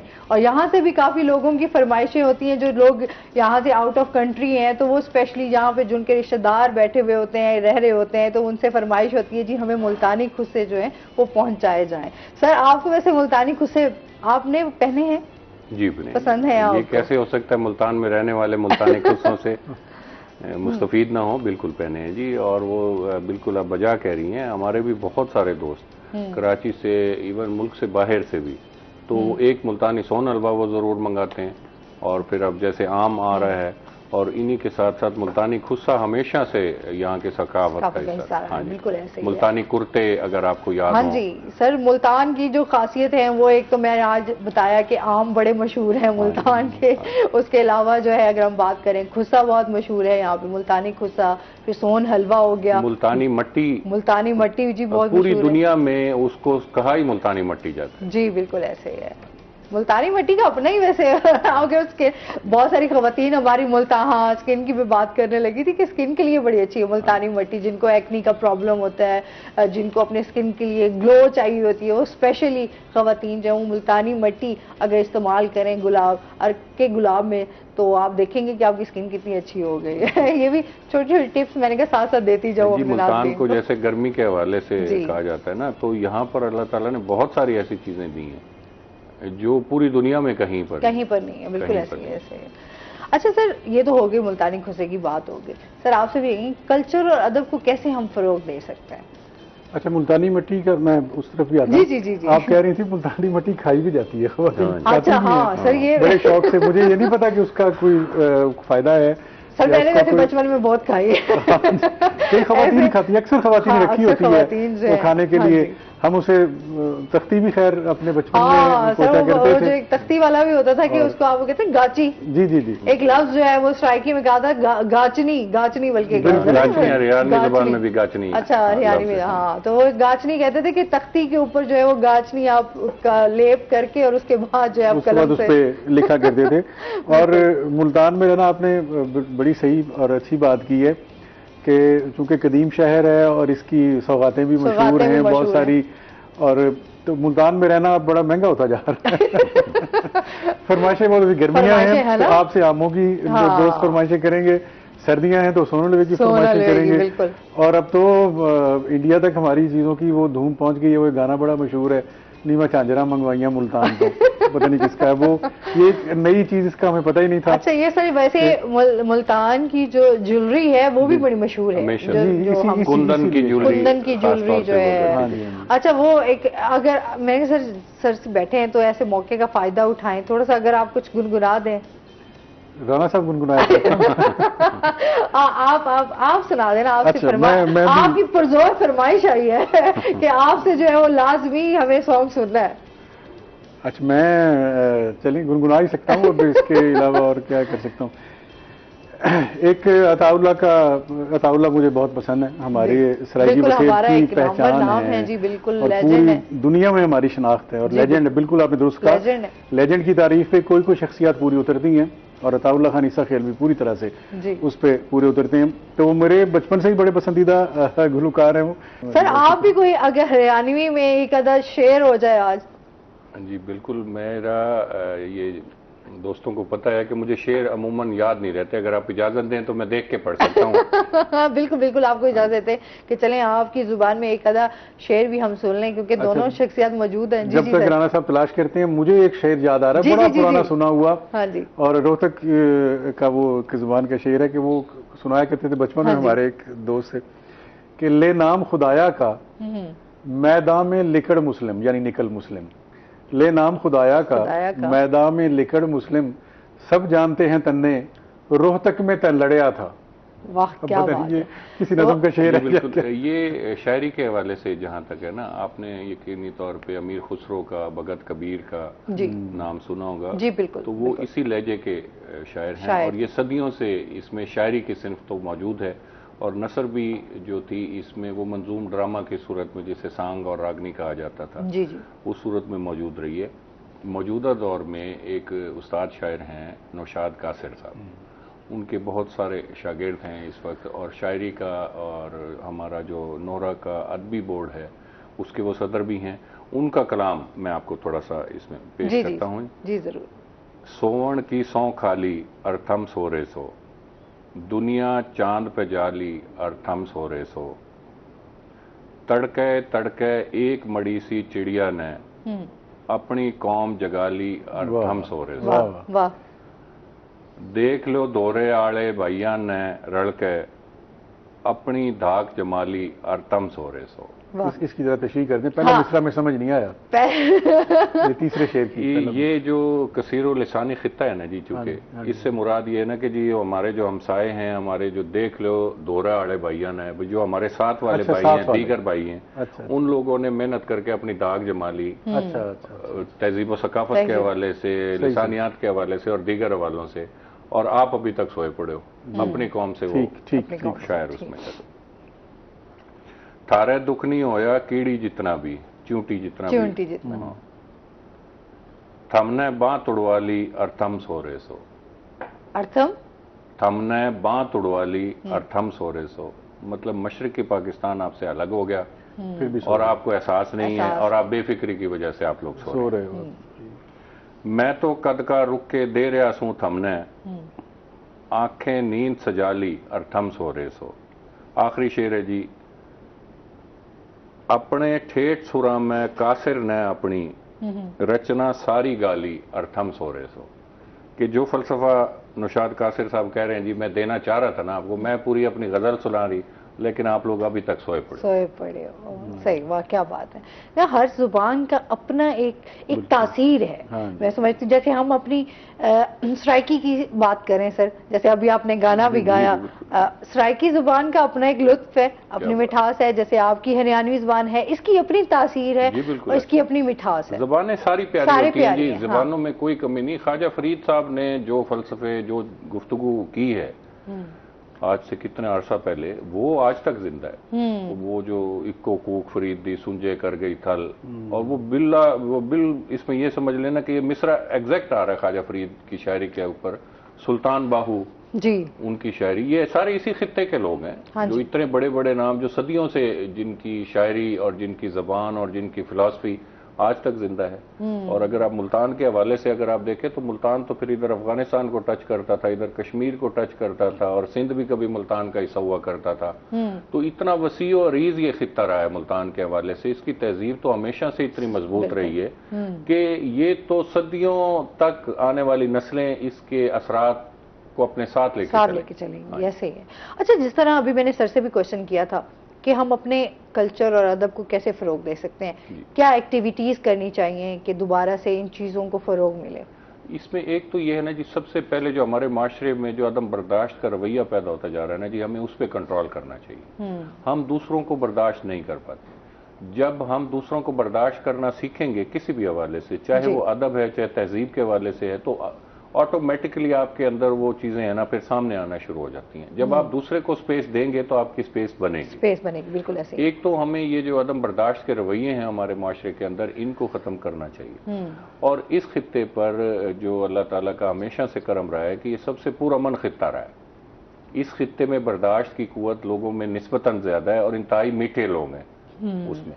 अब वो मीठे होने के साथ साथ उसमें बुनियादी तौर पे जब तक हम अपने कल्चर से वाबस्ता नहीं होंगे, जैसे मेरी ज़बान हरियाणवी है, मैं अगर आपसे अगर हरियाणवी कल्चर नहीं पहुंचा सकता, चाहे मैं आपकी ही ज़बान में बोल के आप तक पहुंचाऊं, अगर मैं उस तहजीब व सकाफत और उससे जुड़े हुए करोड़ों लोगों के नज़रियात आप तक नहीं पहुंचा सकता, आपको मैं नहीं बता सकता कि हमारी फलां डिशें हैं जिन्हें आप रूटीन में, जैसे कड़ी है, इस तरह बहुत सारे, खंडली है, इस तरह बहुत सारी डिशें हैं जो अब हमारे मुआशरे में मुस्तामिल हैं। और वो उनको मैं अगर ये बताऊंगा कि जी हमारी तरफ से ये चीज़ें आपकी तरफ तोहफा हैं, और ऐसे ही आपकी तरफ से बहुत सारी चीजें हैं जो हमने अडॉप्ट की हैं। इसी तरह मुआशरे हमेशा तरक्की पाता है। अच्छा, खाने बड़े मजेदार होते हैं सर, वैसे मैंने ये देखे जो इनके हरियाणवी खानों की लज्जत है ना सर, वो बड़ी मजेदार है।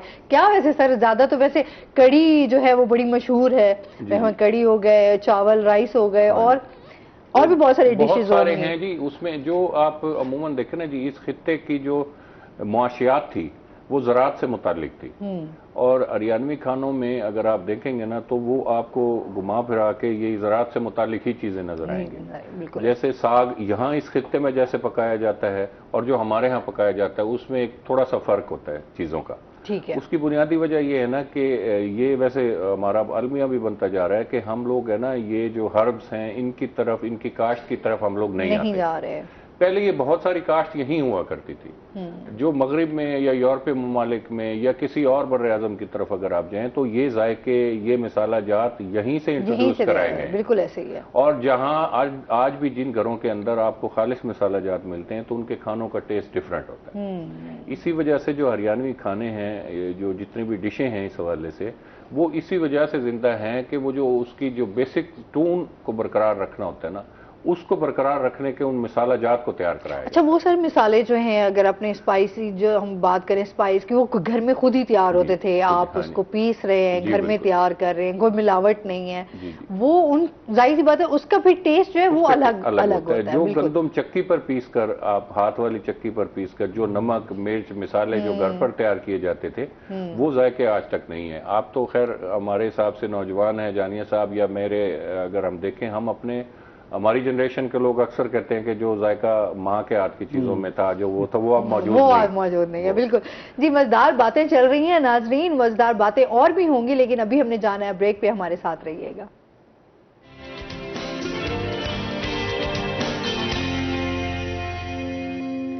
वेलकम बैक नाजरीन, आपको खुश आमदीद कहते हैं रोही एट 10 में। अच्छा सजाद साहब, आपसे जानेंगे कि वो जो एक रौनकें होती थी, अदबी महफिलें सजती थी, आज भी वो महफिलें जिंदा हैं? आज भी उसी तरीके से महफिलें सजाई जाती हैं या कम हो गया? नहीं है, लेकिन कम है। और वो वही फिर बार बार असल में वही एक्स जनरेशन वाली बात जैसे राना साहब करते हैं वो आ जाती है कि अभी जब तक हमारी जनरेशन के लोग मौजूद हैं और वो चलते फिरते हैं, उनकी सेहत ठीक है, तब तक तो चूंकि हमने पुरानी रवायतें देखी हुई हैं वो तब तक तो चलता रहेगा। उसके बाद अब सब कुछ ही जो है ना वो होता जा रहा है, वर्चुअल होता जा रहा है। पता नहीं कुछ मुशायरे में देखता हूँ स्क्रीनों पे होते हैं, अब कॉन्फ्रेंसेज और सेमिनार जो हैं वो इस पे जूम पे और दूसरी एप्स जो हैं उन पे हो रहे होते हैं। लेकिन मेरा ख्याल है कि हमें बिल्कुल मायूस नहीं होना चाहिए।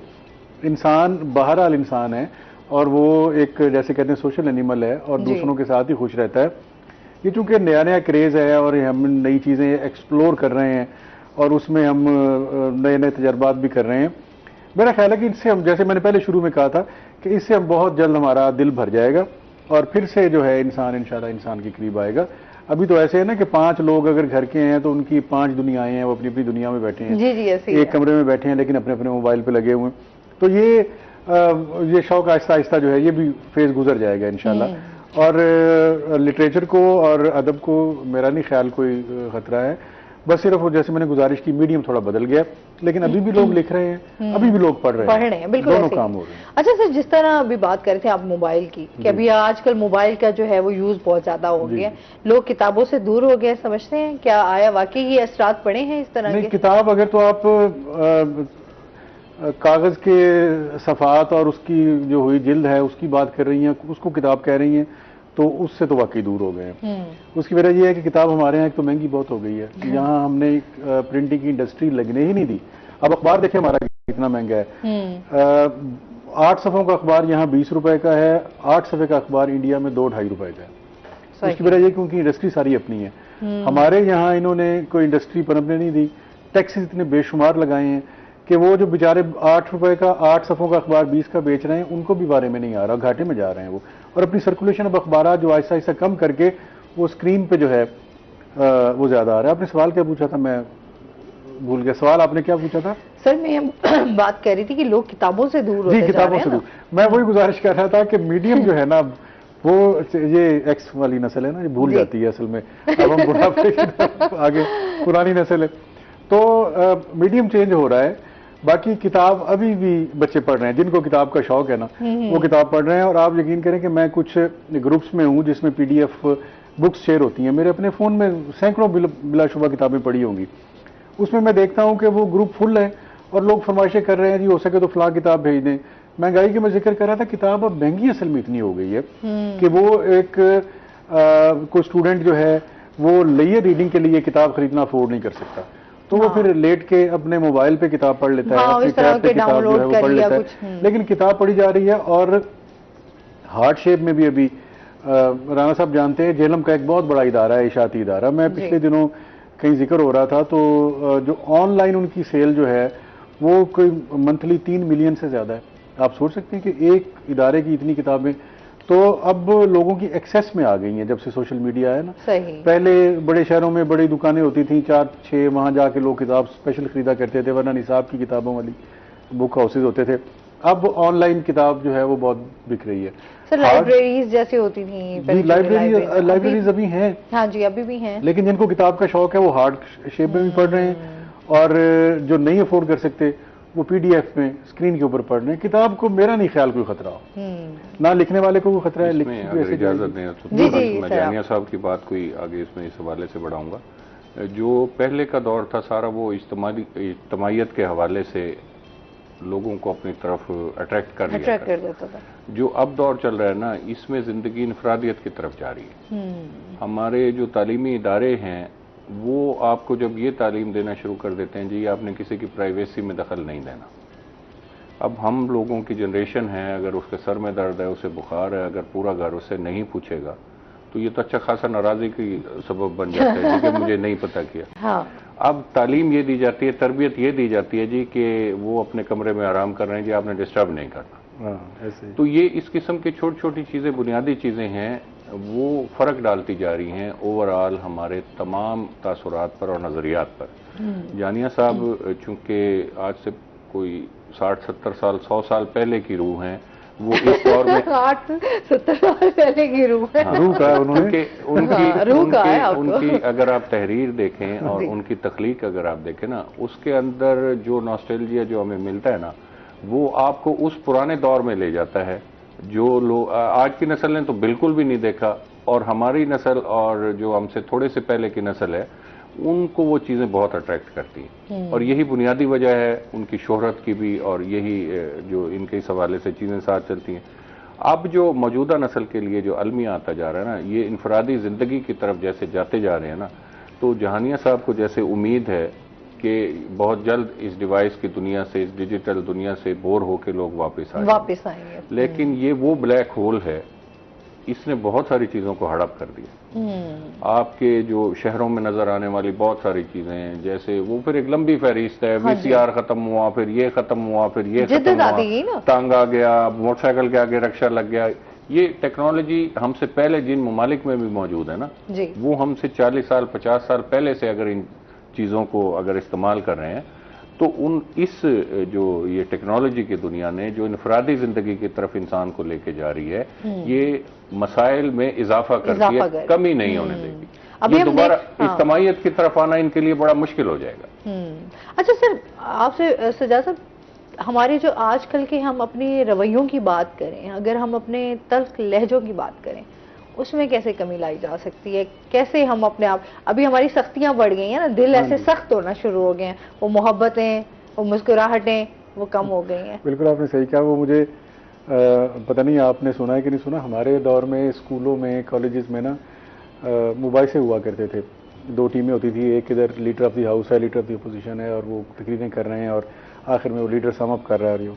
उसमें एक मौजू बड़ा ही फेवरेट था, हालांकि उस वक्त अभी मशीन नई नई हमारी ज़िंदगी में दाखिल हुई थी।